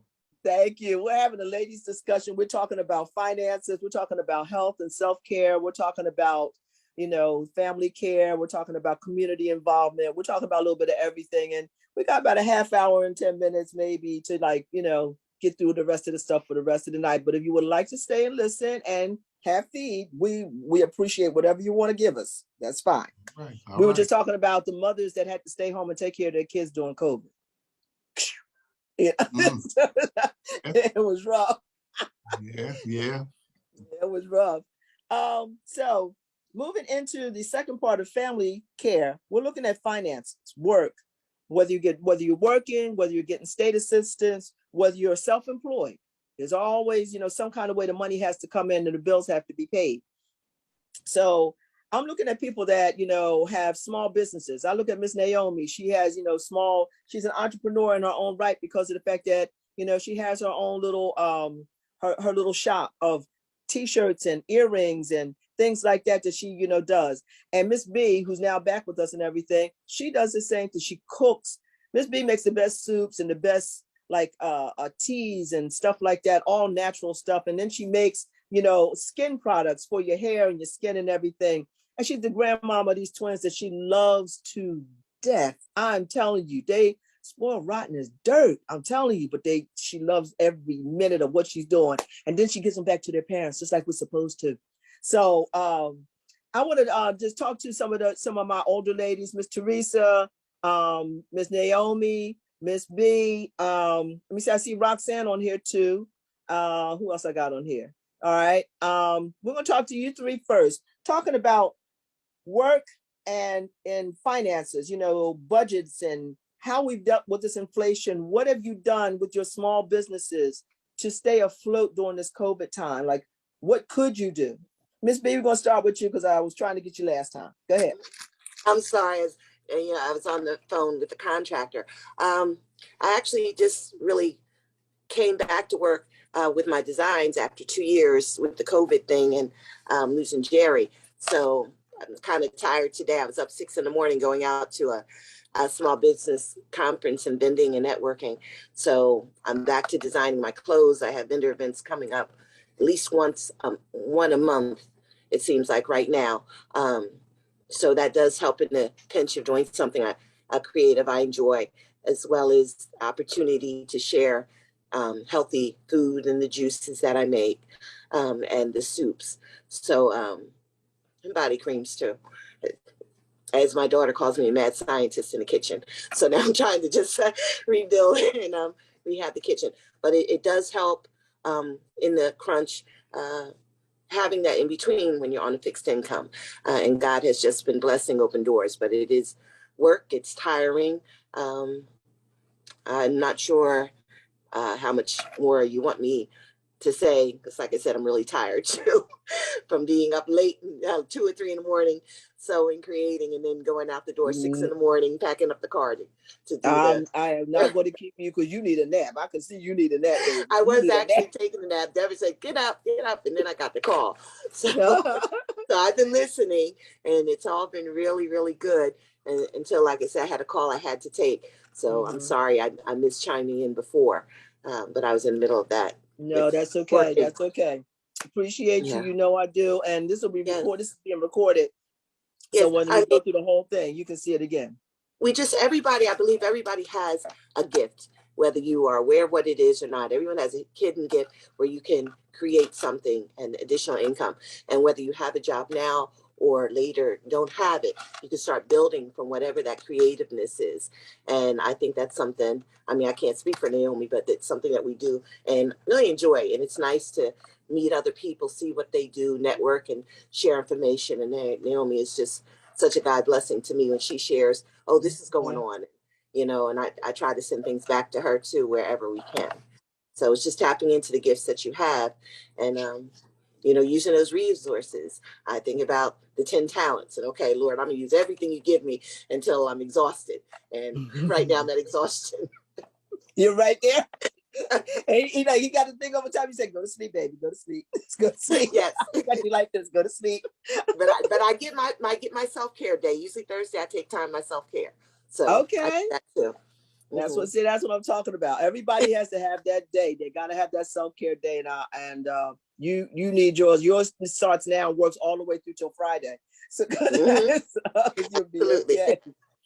So if you have information that you want to share with this little group right here, like, how to get in touch with you for cakes or for sewing or for whatever, just put it in the chat, and then it'll be right up there and everybody will do it. And you go take a nap because I can see you're tired. I can see I'm up now, so I can't go to sleep till later. So I am okay.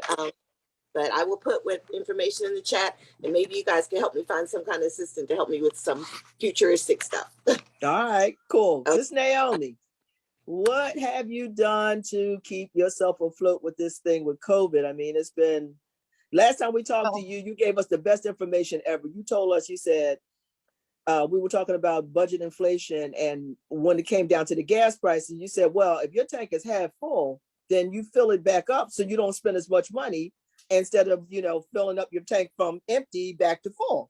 Do you know everybody's been doing that since that meeting? Like, I do it at a everybody. quarter tank now. Oh, is that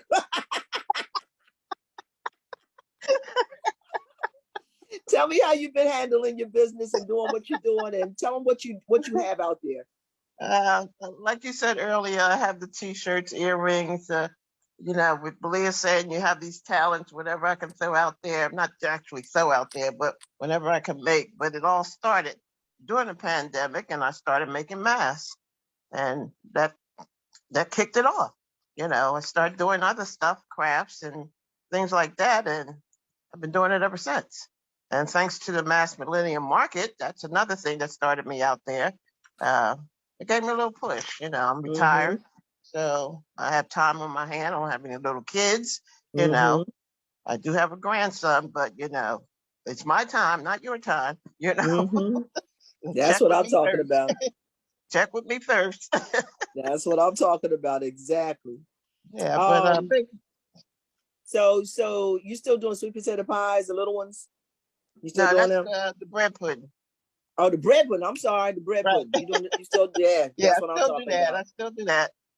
People look forward to that also. I ate maybe too many of those in that time period. I bought 8 of them and I ate them all. So I don't know if that's considered one whole slice. I'm not one whole piece, but I ate 8 little ones. They was about this big around. Let's do it about this. We do it like this. They're about this big around. And I ate all of them with ice cream, and I didn't care. Wow. It was all good. So you're supposed to freeze them. I make them so you can freeze them and pull them out and put them in the microwave. No problem. That's what that's what I did, because I did eat them. I had them for a minute. Look, one of them was in there, and I didn't even know it was in there. I was so happy. Because sometimes you want to get that taste, and it's all good. Right. Roxanne, I see you online with us. Are you there? Yes, I am. Hi, Roxy. How you doing? I'm okay. How you guys? We doing this fine. I'm so glad that you could be with us. I always see you come on and, you just sit and listen. But tonight we want you to share some of your, what have you done to get through the family thing? And I know you got the church thing going on and everything, but what have you been doing to help with that? And then I got to pull you into the community thing, because I know you do the community thing too. Yeah. Just hi everybody. Just grateful to be alive. Just celebrated my 59th birthday in February. I don't have any children. I haven't birthed any children. I've mentored many, but I haven't birthed any. But really just staying afloat. Started really tuning into my own self-care. Getting nails done, massages, hair done, whatever. Purposely trying to say no when I mean no. And do what I can do within parameters. And just out in the community trying to still get people tested for COVID. We're working with area health education. We have some good things coming up. Just health fairs in general. It's not just going to be COVID, because everybody's just so tired of hearing it. But we have things coming down the pike with mental illness workshops, and just trying to make connections within the community. But, and what church? Tell everybody what church. It's Parkside United Methodist Church. I am the outreach ministry coordinator. I am a trustee, but really the outreach ministry is where my heart is. And we have family and friends second Sunday coming up, and we still have our food pantry. It is on the fourth Sunday from 12 to 2 on the Kenwood side of our church, and the fourth Thursday. So we got good stuff. Tomorrow I'm going to go pick up 16 cases of meats, from turkey sausages to bologna to everything. So come around. I'm usually there if anybody wants to see me from 3 to 5 on Thursdays all the time. But other than that, you can always catch me on Sundays. Okay, that's good. Good to know. So that's at Parkside United Methodist. Now, if you do a full circle, we go back around. And we was just talking to Miss B, like her late husband Jerry, and she Absolutely. would always, was a part of the Parkside United Methodist Church, and we always, want to applaud the people that have done us the best. And even, that is why and that's one of the reasons why we kept it going in memory of Jerry. It started a long time. We've lost some other saints, but he was the most pivotal one as far as community and reaching out to people. So that is one of the reasons why I personally felt that I wanted to keep it going. I've been doing it. It'll be 2 years in September, so it's rough, but because I work a full-time job, so right. Yeah, we know it's not but easy. I watched them bring that truck there, and all those pallets come off that truck. And all those men just showed up, and all the pallets disappeared off the street. Well, now like, we don't have too many men. It's me and another guy. So if anybody needs any extra income, the fourth Tuesday of every month, Kenwood side, 7 o'clock, come on by. All right. I pay for my help. I pay for my help. So okay. Yeah. So when you get an opportunity, email me some more information or a flyer so I can get it out for you. Will. Okay. I will. Absolutely. Yeah. Cool. Thank you. No problem. So let me see who else I got on here. I'm calling people out. I see Miss Atwood. Miss Teresa, did your thing go off yet? Yes. Finally.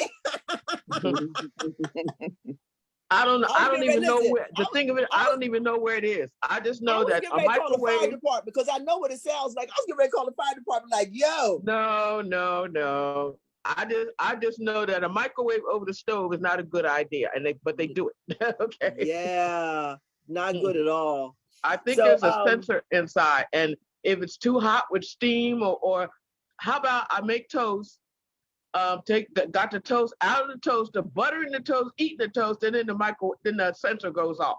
Okay. Wow. So I don't know. Okay. So I'm pivoting now, going from family and finances and savings, and I just want everybody to just really look at the possibility. I had Michelle Pace on here from Camden Business Association. She is my go-to person when it comes down to information regarding business and how it works and everything. She's a queen on that. She has that down to a science. And I'm not saying she's the only person that knows it, but that's my go-to person. Everybody may have their own, but we have to get into a thing where we have to actually start saving some of the dollars that we earn. Like, we have to learn how to save some of those dollars, because at the end of the day, you have these things that pop up. Like, all right, here's my pop-up. My pop-up was, my car is parked across the street right from my house, and somewhere between the middle of the night and the next day, somebody cut the catalytic converter off of the bottom of my car. Okay. I wasn't expecting that. I had no idea. So I go out there and I go through or whatever. Now, the insurance took care of it, but if I didn't know the steps to do what I needed to do, I probably would still be stuck right now. But the thing is that that's part of what we are supposed to share with each other. Like, I'm telling you this, so if it does happen, check with your insurance company first. It is called comprehensive. They do not raise your rates. Okay. If they steal something from your car, any kind of theft happens to your car, it is a comprehensive and not collision. Collision is collision. That's what it is. So, but if the money wasn't there, if I didn't have it, I had saved some money to the side. If I didn't have that money, or if I didn't have the insurance, that would have come out of pocket, which means that some bill would not have been paid, because somebody got to suffer, because I'm not rich. So with that being said, we have to learn how to bank better and find places that's going to give us the best bang for our dollar. because right now with the inflationary period, if you lived in the 80s, you understand inflation. You know what that word means. That is not the prettiest word on the planet. But if you, as you got older and everything, you started looking at it. We haven't had an inflationary period. It's been back and forth, but not as bad as this one. And this one's actually hitting us hard. So we have to really start looking at every dollar we spend and where we're spending them and how we're spending them. So I just wanted to leave that out there with you. Moving on to the community involvement. So Ms. Atwood, I'm going to go back to you regarding community involvement. And I have a couple of questions in regards to this. Okay. So the questions are now, and I'm going to do them one at a time. For the PBCIP meetings, do you attend Zoom or live PBCIP meetings, council member meetings, and county meetings? If so, if not, why not? But I know that you do. So tell me, why do you do that? Because you've been around and you've been doing this for a long time. So explain that to all of us. Okay. I don't know. I don't know how it happened, but everywhere I go, I seem to be the advocate for somebody. They'll come to me with a problem, and then I'll go and find out how it can be solved or who they need to talk to, and so forth and so on. But I do attend Zoom meetings, city council meetings. I do attend. I'm going to get back to this one, okay? Because you know I used to be a trustee and used to attend these meetings all the time, okay? Mm-hmm. So Board of Education, I just happened to be on the Mayor's Congress, and when they had a meeting with Acting Superintendent Surf, I came prepared with a packet. Though Reverend Starjo asked him where was his packet, but anyway, moving right along. So the mayor took me, said, oh, she's serious. So that's how I got appointed to the Board of Education. Okay, I had a packet that included everything from training for after-school programs, the grants for social emotional learning, so forth and so on. So anyway, but unfortunately, I've been diagnosed with chronic kidney disease. So that's why I came off the board, because it's a little bit too much for me right now. So now I'm still on the zoning board. So I still serve the city. Okay. Okay. I appreciate you for your service, because Thank what you're doing, you know, everybody can't do it. So I appreciate you always stepping up in the gap to fill that gap, like we all should. By way of community involvement, we all live here.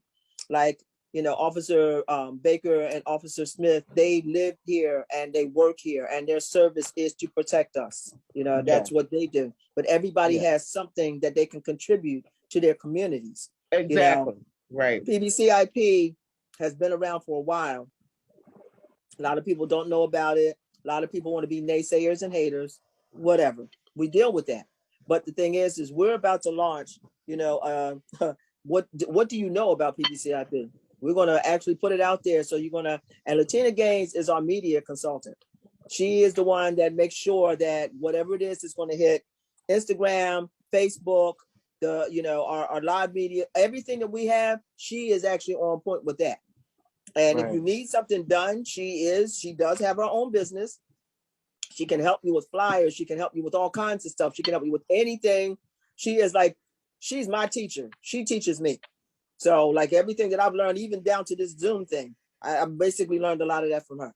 So, but if you need anything, ask her about it. But that's what we need to do, is to, like, you know, spread ourselves out into our communities so that we have the opportunity to do more.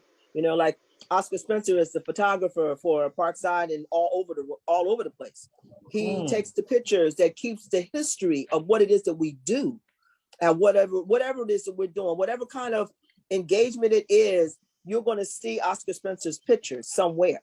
So we're looking forward to, like, you know, making sure that that is something that's well known to the next generation, because photography is not your camera, it's not your phone. This is not photography. I'm sorry. Photography exists in what you see in your eyes, what you see from your eye, and how you utilize a machine that is built just for that. Not a phone. It's not a combination. So that's what Oscar taught me watching. And I'm a photographer too, but I'm not him. But I'm a photographer too, and a big videographer. So it's important that we know we do these things in our communities to make sure that our communities are well. Now, my second question is, do you think Parkside is safer? I'm starting with you, Miss Teresa, again. Do you think it's safer? Not sure because of the periodic shootings we have around the corner between the Andersons and the Perry. So I'm just not so sure about that. Okay. And we had an Okay. incident here of people living in the corner house across from Aria's Market. And one of the guys had just gotten out of jail. And I don't know why he didn't ask somebody first before he decided to put some cinder blocks under my kitchen window. I mean, my bathroom window that's downstairs. And he was intending to come in and rob me. I couldn't believe it. I said, the bad guy, you know, the nice, calls himself nice. I told him to tell him if he ever sticks his head in my window, it's going to be rolling in my sink or in my toilet. Okay. I'm just saying. So it's hard because we don't play. We don't play. No, it's hard because we have that small element that just decides they just don't want to follow the rules and want to take from people instead of getting something for themselves. So, like, so in our safety thing, we want to talk about the Stop It app, okay? Because the Stop It app is it's not as hard to use as I thought it was, but it gives them enough information. Like, say for instance, Miss Teresa, you see that, okay? You got your phone. I'm not telling you to be a vigilante, but you go out there with your phone, or you go to the thing with your phone. When they're not there, take a picture of it. Show them what you see, because they can't see what you see. Then you send it to the Stop It app. All you got to do is upload it. It'll ask you, do you have a photo? You go in there and find the photo, push the photo will show up on that Stop It app. Put all the information in here. One of the things that I do have to make sure everybody understands is on the Stop It app, there's an ID kind of number that you get that you have to have if you want to go back into that same thing so that you can continue the information. But if you don't have it, then you got to start all over and start it from the beginning. Now, Officer Baker is the Stop It app queen because she comes through here with all the information on Stop It all the time. Use that. Michelle, you using the Stop It app because, you know, if you use the Stop It app, this is what's going to happen and everything. I mean, this is how she told me. I deal with it. I take it. I do it. And she kept saying it. And I said, you know what? I'm just going to use this thing. And then I used it and it worked. And I was like, oh, snap, it works. So now I'm telling everybody, we need to use the Stop It app. Photos are the best part of defense. Take a photo. You do not have to be up into the thing. Your camera will expand and will zoom in for you. Right. Okay. Yes. Take the photo. But I do feel safer that I do see police cars coming through our neighborhood frequently. Okay. And I did a shout out to Officer Baker in the chat because she looks out for me, calls me, checks on me because I'm a senior living alone. Okay. That goes right to my next question. Do you, and this is going to everybody now, this is to everybody. Do you respect the new CCPD? Okay.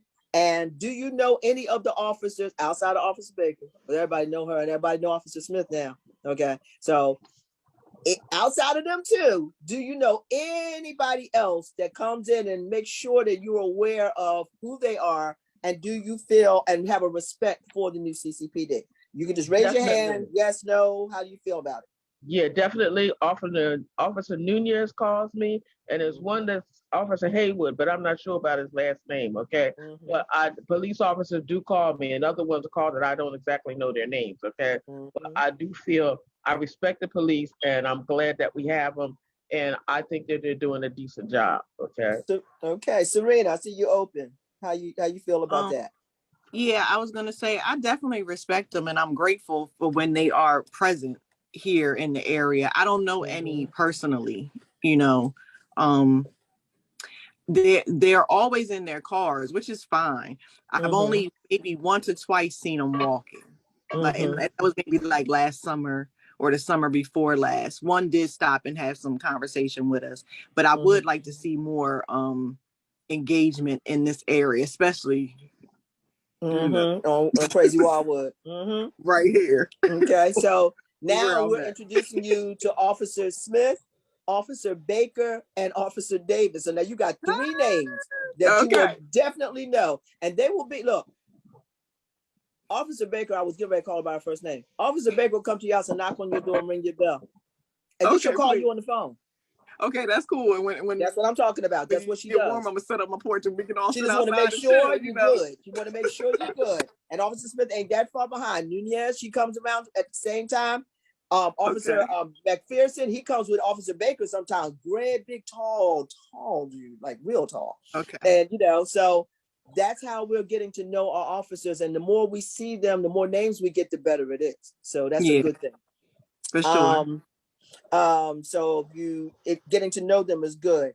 Now, my next question, how important is it to have a clean neighborhood? How important is it for you to have a clean neighborhood? And are you willing to participate in it to keep it clean? This is an all over conversation, everybody. How important is it? Is it very important? Is it somewhat important? Is it not important at all? Which one? It's very important. I know Michael got mad at me the other day because on Wildwood, I guess somebody, I don't know if they were cleaning out one of the houses across the street, but they put their trash out in the front and it didn't get picked up for a long time. Like it was just overspilling. It was there for like a week. And I'm like, I'm gonna go out there and pick up that trash. He's like, you better not pick up that trash. You call them people, tell them come get this trash. And I'm like, I don't mind picking up the trash. I want to get it up because it's just bothering me, like just sitting out there. Because it does something, having trash all over the place. Officer Smith couldn't handle that. She would have been out there with a whole bulldozer, just taking it out. Just like, nah, can't do it. I got OCD. Right. I don't even know how to do this. I don't even know what to do. Got to go. And I'm an officer too. Make it move, okay? Right. But yeah, it's very important to me. And we definitely could participate in any community pickup. I mean, like even just in this area, we picking up trash all the time. Like on, the side, the front. We were having an issue with our drains. You know about that. The drain, like the way it falls down the street, it gets clogged up. So we try to make sure we take all the trash out of there. And on the street, we be cleaning up. Right. So like in April, we're doing an environmental month. That's the whole month. The whole month without PBCIP all in your presence right now. But all of April is going to be environmental month, starting from April 1 all the way to April 30th. We're going to have a cleanup in Parkside. That's just basically cleaning off the sidewalks, getting the trash out front, and DPW is coming to pick up all of that. There will be no heavy equipment or heavy lifting of anything or heavy items. No couches, no televisions, no chairs, no refrigerators, no washers and dryers, none of that. Not on this watch, not on this first go round. This is just clean up the trash that has accumulated over the winter, put it in bags, put it out on front of your house, and DPW will come and pick it up. So I will send out flyers when we're going to have to clean up. It'll probably be somewhere around, I'm looking around maybe mid-April, and the weather has really got to play a part in this because the weather is real weird right now. So maybe between like the 15th of April or somewhere around the 23rd of April, something to that effect, whatever that Friday or Saturday is. But as soon as we get a right date, I will make sure everybody knows about it. But I'll need everyone in Parkside that's on this call, everybody that's a part of it, to make sure that your neighbors know that this is the cleanup that we need to do first before we can do the heavy stuff. Because I know people have accumulated a lot of stuff, and COVID is making people clean out their houses. Officer Smith ain't the only one got OCD. Everybody else got it. Right. We did Everybody else got it during COVID. Everybody got it. I mean, I'm finding stuff I didn't even know I had in my house. I'm like, oh my God. So so we want to do that. I think that was my last real question on the community involvement. And I see that the majority of the people that's on here are members of PBCIP. And it's important that you are members with us because I can't get in touch with nobody if I don't know who you are. I don't go around, trying to find people and invading people's lives and knocking on their doors. I don't do that. But if I have an email or a cell phone number and I know who you are, I will get in touch with you. But $12 for a whole year for the things that we do and the things that we're doing and how we try to make sure the community is still aware of what's going on and keeping you guys a part of what our community does. That's important to all of us. It is a quality of life benefit for everybody on this call and anybody that will watch this video later. That's what we need to do. And I know that Miss B worked, fought, and everything to get her street paved. She was getting ready to go out there and do the work herself, but she couldn't. So she just kept on doing this, and they finally came and paved her street, and now everything's good. And that's the way we have to work. I just got finished talking to City Council yesterday about PSE&G coming back within a 60 to 90 day period to like straighten out everything that they dug up when they put all of the gas meters on the outside. So now they've got to come back and redo that. So they've got to come back and do that. So that's going to be a whole nother thing, but the streets are going to get paved, and that's what we want. Okay. We're also looking at the possibility of some type of speed bump in certain areas because it's just a little bit too crazy. And officers, I asked you, I know the chief is the one that's going to be the last say at this. Write a ticket. Tell them they don't like spending money when they don't have to. They want to go and turn up. They want that money for turn up money. But if you write the ticket because you went down a 25-mile-per-hour street at 70 miles an hour, somebody got to get a ticket. That's how I feel about it. $35, $40. If you give them to them enough, they'll stop doing it in due time. You know, because my street, Empire, is like a speedway. I'm sure everybody's streets like that. Kenwood Avenue is a speedway. Wildwood is a speedway. They're just flying. But we can't make you guys responsible for something that you can't be there for all the time. So if we just have tickets. Look, I'm taking pictures of the back of tags and getting ready to put them on the stop of that and say, hey, this guy was going down here doing 102. Okay, and send it right to you. So, and I don't know what you can do with that. But, you know, school will be out in June. Kids will be on the streets in June. All of this stuff. And going back to those numbers that I left in the chat, Assemblyman Spearman is in charge of law and public safety. He's the chair. He is the state assembly chair for law and public safety. So he is the one that's actually doing the laws for you guys. So whenever there's an issue or something, that's the office you need to be in touch with, because his office is then in touch with the Attorney General's office that makes the final say on what's going on. And the dirt bikes and the trikes and the quads and all those things is flying up and down the street on the sunny days. That's what he has to address now.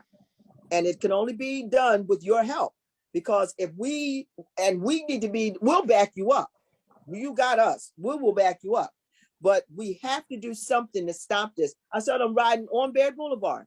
They came off of Kane Avenue, riding on the sidewalk all the way down Baird Boulevard, down to Empire Avenue. I said, well, why are you on the sidewalk? And they just looked at me like it didn't make a difference. So we're not putting it on you, but we're willing to work with you. If whatever kind of teamwork you need from us, let us know. What do you need us to do to help you, to help him to do what it is that we all need at the same time? And you got my email address. I'm at sgreen@pbcip.org. You can, just anytime. You got my phone number, 856-295-2611. You can text me at any time, okay? Because if I don't know, I'm gonna send it to somebody that does, to make sure that this information is out there. So my last few PSAs, dumping is a crime. 757-7200 Constituent Services Office. Dumping is not one of the things that Camden is supposed to just accept because of the fact that we're Camden City. We're better than that. We have always been better than that. So you see dumping, if you see somebody, you see them unloading some trash from a house that they did. You see somebody unloading some tires. You see somebody unloading whatever they want to unload in our city. Wherever you are, be safe first. Take a picture, zoom in and take a picture, and try to get a tag plate if you can, because that's what's going to help the officers to be able to know what they got to do and help the city of Camden. And this has become a thing where the mayor is like, oh yeah, okay, y'all want to dump in our city? It's going to cost you a lot of money. We're not talking no $500 and $1,000. We're talking tens of thousands, because they have no right to dump in our city the way they do. Around the park area, on empty lots, you know, behind people's houses, they're taking advantage of situations that should not be. Cathedral Kitchen is offering a 15-week culinary and baking training arts course starting May 9th, 2021 from 8:30 a.m. to 3 o'clock p.m. And the number, if you want to actually get involved or send somebody that you know that wants to expand their cooking talent, 856-964-6771. Even if you just want to expand your own talents. Ms. B, you should go there and teach people how to doggone cook. So just, you know, you and Miss Naomi should go and teach them how to cook. When do we have time for that? Huh? When do we have time for that? I know that's right. PBCIP is reintroducing itself. You know how Jay-Z song go, let me reintroduce myself. My name is Jay to the what, you know, I ain't gonna do that. But We are reintroducing ourselves. PBCIP is letting people know. Somebody to stop laughing. People are really letting us know that they don't know enough about us. So we are reintroducing ourselves, and we're going to come out with this thing that Latina's going to put out. It's called Did You Know? PBCIP's Did You Know? Or Do You Know? And what that's going to do is going to introduce you to who we are, what we do, what do you think of us? You know, what would you like for us to do? Because we always want what the public, our public, PBCIP, Parkside, and people that's on the outside, because our membership doesn't just land in Parkside, it's all over the place now. So we got people all over the place, but that's what will be coming out. If you have anything that you would like, reintroducing ourselves, but what do you think we are? Who do you think we are? Email me. Email me with an idea. Email me with anything. Sheila, listen, what do I think of PBCIP? Da, da, da, da, da, da, da. We want it all. We want it all. The good, the bad, the ugly. We want it all.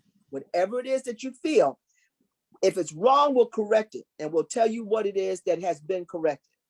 If it's something that we have been doing and you just didn't know, we'll tell you we've been doing it the whole entire time. We're going to explain to you how our development process works, what we have to go through. It is not easy. Miss Atwater, Miss Teresa knows what we go through because she sits on the board. So when we come before that board and we have to try to do that, we can't even get a quorum sometimes. Sometimes it's hard. And we're trying our best to like raise stuff to be better in the quality of life. If we can't do that because of the fact that we don't have the right people to help us, then we can't get it done. So sometimes we'll say we're going to build a 10-unit apartment over here at wherever, and it starts in 2020, and now it's 2024, and ain't nothing happened. The reason is because there's all these little intricate things in between that are stopping us from getting to where we got to go. We got some haters out there, and we know it, but we are not backing down. Mr. Kelly was one of our chairs. Mr. Kelly was one of our finance people. Mr. Kelly was our treasurer. Mr. Kelly was a staunch supporter of PBCIP, the same as Mr. Nelson. I will never let their legacy drag the ground. Never. Not as long as I got breath in my body. So as we go forward, let us know what it is you would like to know about PBCIP. Lastly, the celebration of life for Miss Martha Wilson is going to be on April 2nd at 12 noon at Camden High School campus. Okay. So it's going to be at the campus, 12 noon this Saturday coming, because I know this is the end of the month. And we're going to celebrate Miss Martha Wilson, who we lost in 2020. And it was rough. You know, it's always hard to lose somebody, but her husband, Sheriff Wilson, and their family will be doing this part of the celebration. And there may be something else added to it, but I'm not sure. And I know it's two things going on that same day. So, you know, whichever one you choose, make that. I'm not sure about the second one. I know it's a thing that my daughter is doing. I think CPU is going up to Newark. They're celebrating the anniversary death of Dr. King around the same time period, which will be on that Saturday, because I think the 5th is on a Wednesday when his actual, the date of his death actually happened. So women in business, because this is Women's History and Health Month, I'm doing a shout out to Miss Latina Gaines, who is a real estate person, as well as the CEO of Adolescent Achievers, her own nonprofit. And she started when she was just a teenager herself, basically. So that's one. To Camden Parents Union, Deroncha Dickerson and Bahija Sabri, who are the co-founders of Camden Parent Union. To Miss Mimi West, who is a contractor for a women minority business. That's her own business. She's a contractor. She actually gets the contractors to come to work for her, and she gets them to do the work, and she makes sure that the work is done, the permits and everything. She does all of that. And she's right here in the city, right over on Princess Avenue. And last but not least, I want you guys to know that Serena is going to start a podcast that we all should. Serena, I know you're still in there. You got to tell us what the name of the podcast is. I'm still here. Yes. So the name of the podcast is The Other Side of the BS. I'm saying BS to respect my elders here, but y'all know what the word is. Right. And my girlfriend Lakeisha and I started this podcast. We've been friends for over 30 years. And we've literally lived through everything together. And we wanted to start this podcast just to highlight the positive side of friendship, sisterhood. There's so many women out there who don't have an outlet. We see all this garbage on TV. You know, everybody wants to see drama between us Black women. And, you know, we be having drama in our interpersonal relationships, but more than likely we work that out, you know. So we wanted to share that, and also our journeys over life. You know, we've both been through some things, and just be that bright shining light for people to come and see, you know, it's fun over at the other side. So we're going to be, we're going to be launching in April on Spotify, Apple Music. I'll put the link in here now, actually. Be tech savvy. She might get to it before I do. No, you go ahead. Oh, hold on. Let me see. Oh, Lakeisha's gonna get it in there? Yeah, right, she might get it in there. Lakeisha's cooking dinner. Okay, I got it. You're gonna have to take that one. I got it. That's the point of the podcast, is that we are very, very yin and yang. Right. It really are. There's nothing wrong with being yin and yang. That means it's balance. Actually it's worked for 30 plus years, so we keep each other balanced. That's good. It's gonna be a good time though. Absolutely. So you guys remember that, you know, the church, Parkside, United Methodist is doing some great things over there. They're still feeding people. They're still testing people. You know that as of yesterday, thank you, Ms. Teresa.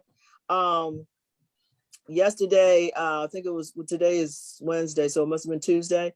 The federal government will not be paying for COVID testing anymore. They are not going to pay for it anymore. So whatever we got left is what we got left. After it's over, you know, unless we have another surge, they're not going to put any more money out for it. I don't understand it. I really don't, but that's their decision, and we got to live with that at this moment. Vaccines are still being given for those that still have it. So you got to check around to see who still has free vaccines if you're still interested in getting vaccinated, if you haven't. So check around to various places. Our vaccination site is vaccination and testing site is Bell Pharmacy, right on the corner of Kane and Haddon. So you should check with them to find out whether or not you can come there for testing as well as vaccines. There is a new booster that's coming out. I don't know how many boosters you guys have had, but there's another one coming. So prepare yourself for it. And also, you know, get your antibodies checked, because if your antibodies are strong, you may not need the booster, but I'm not a doctor, so I'm not advising. But on the other side, just make sure that your body is okay, because we don't know how many of these things are going to constantly keep on telling you need going forward.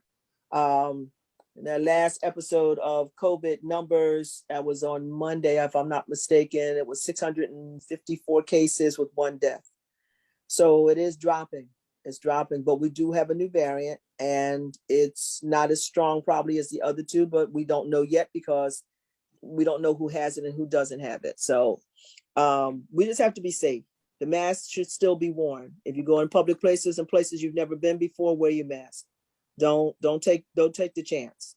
Don't take the chance.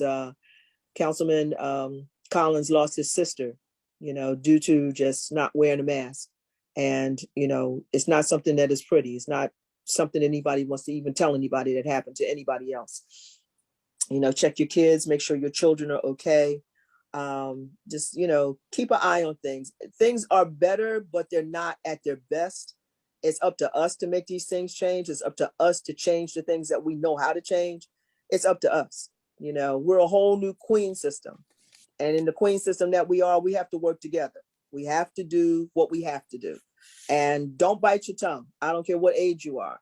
Miss Naomi, Miss B, Miss Pat, and and Roxanne and myself, we're in that other category. Miss Teresa, we're all in a whole nother category. The younger ones, y'all follow suit, because we're not biting our tongue. I'm not taking it. I'm telling you, I'm not taking it. If it ain't right, I'm telling you, because I ain't got nothing to lose. I've lived a whole lot of life behind me.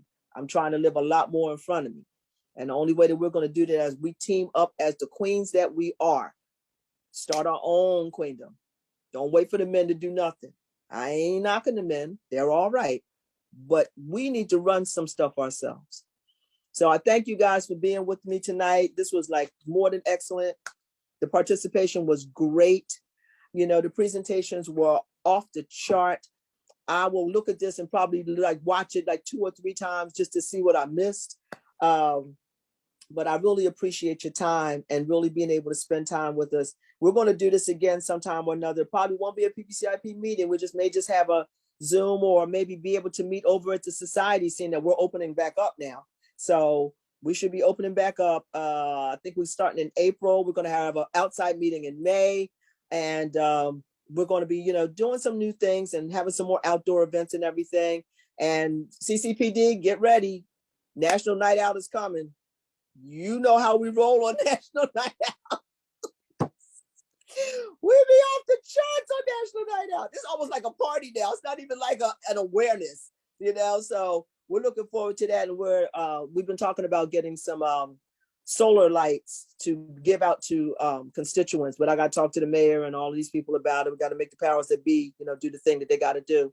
And we're also looking at getting people's Ring doorbells, helping them to get Ring doorbells, so that you guys can have something to work with. You know, we got crime in the neighborhood, shouldn't have to go on somebody's memory. Turn the camera on, run it back. There you go.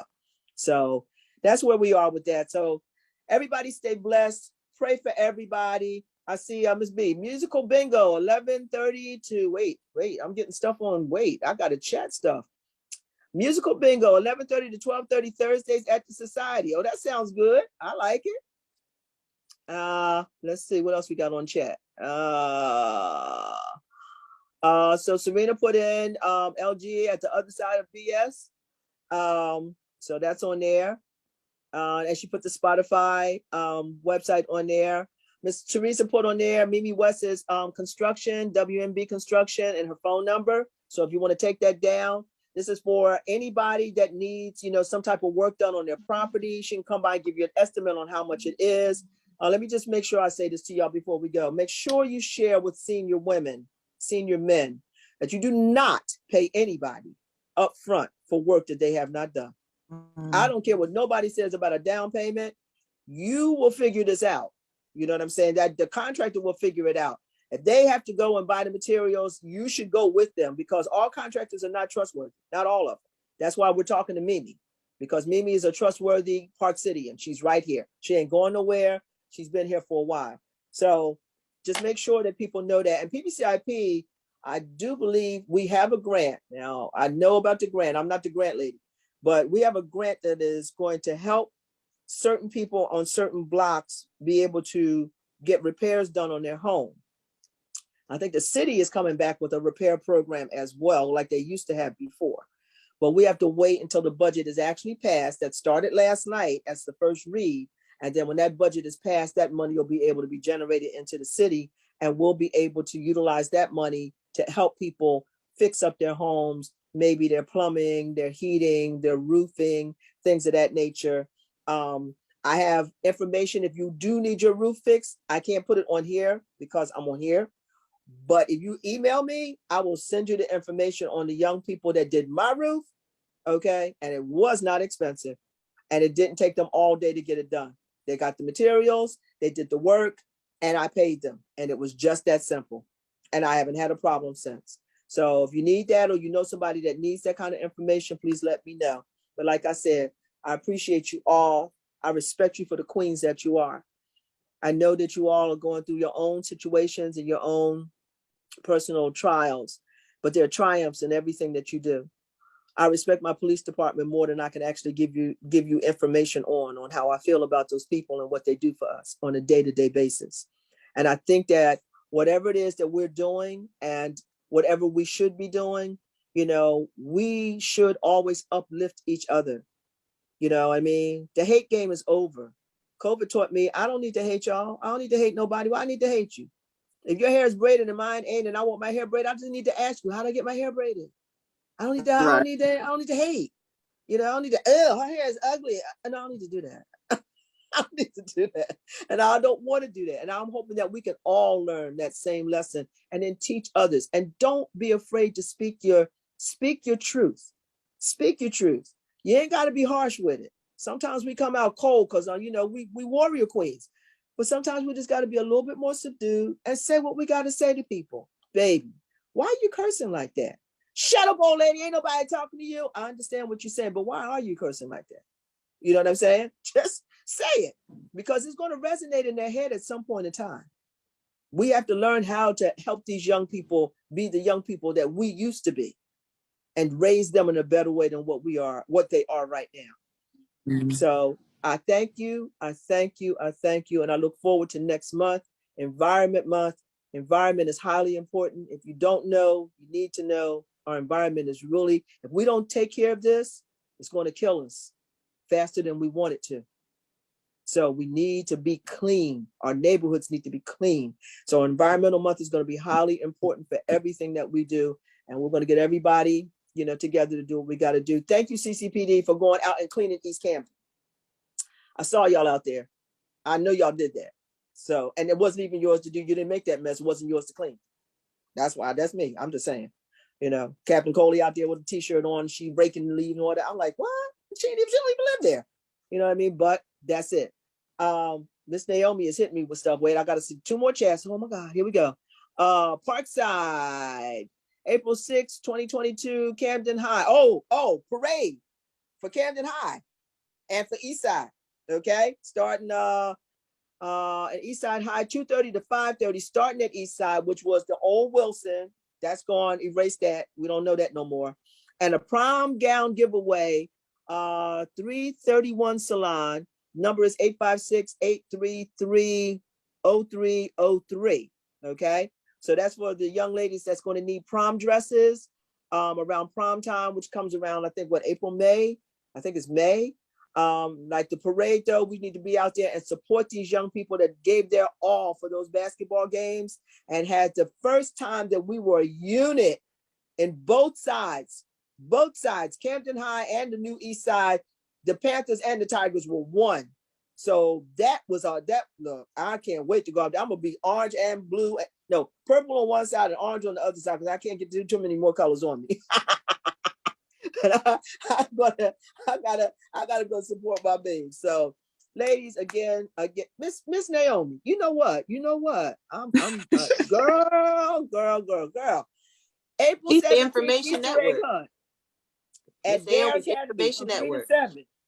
Listen, let me tell you something. Miss Naomi is the walking, talking billboard. I'm telling you. If there's knowledge to be known or something going on, Miss Naomi Scott knows about it. So CCPD, if you got anything that y'all need to know, go to her house. She don't care whatever. I'm just telling you. Again, thank you so much.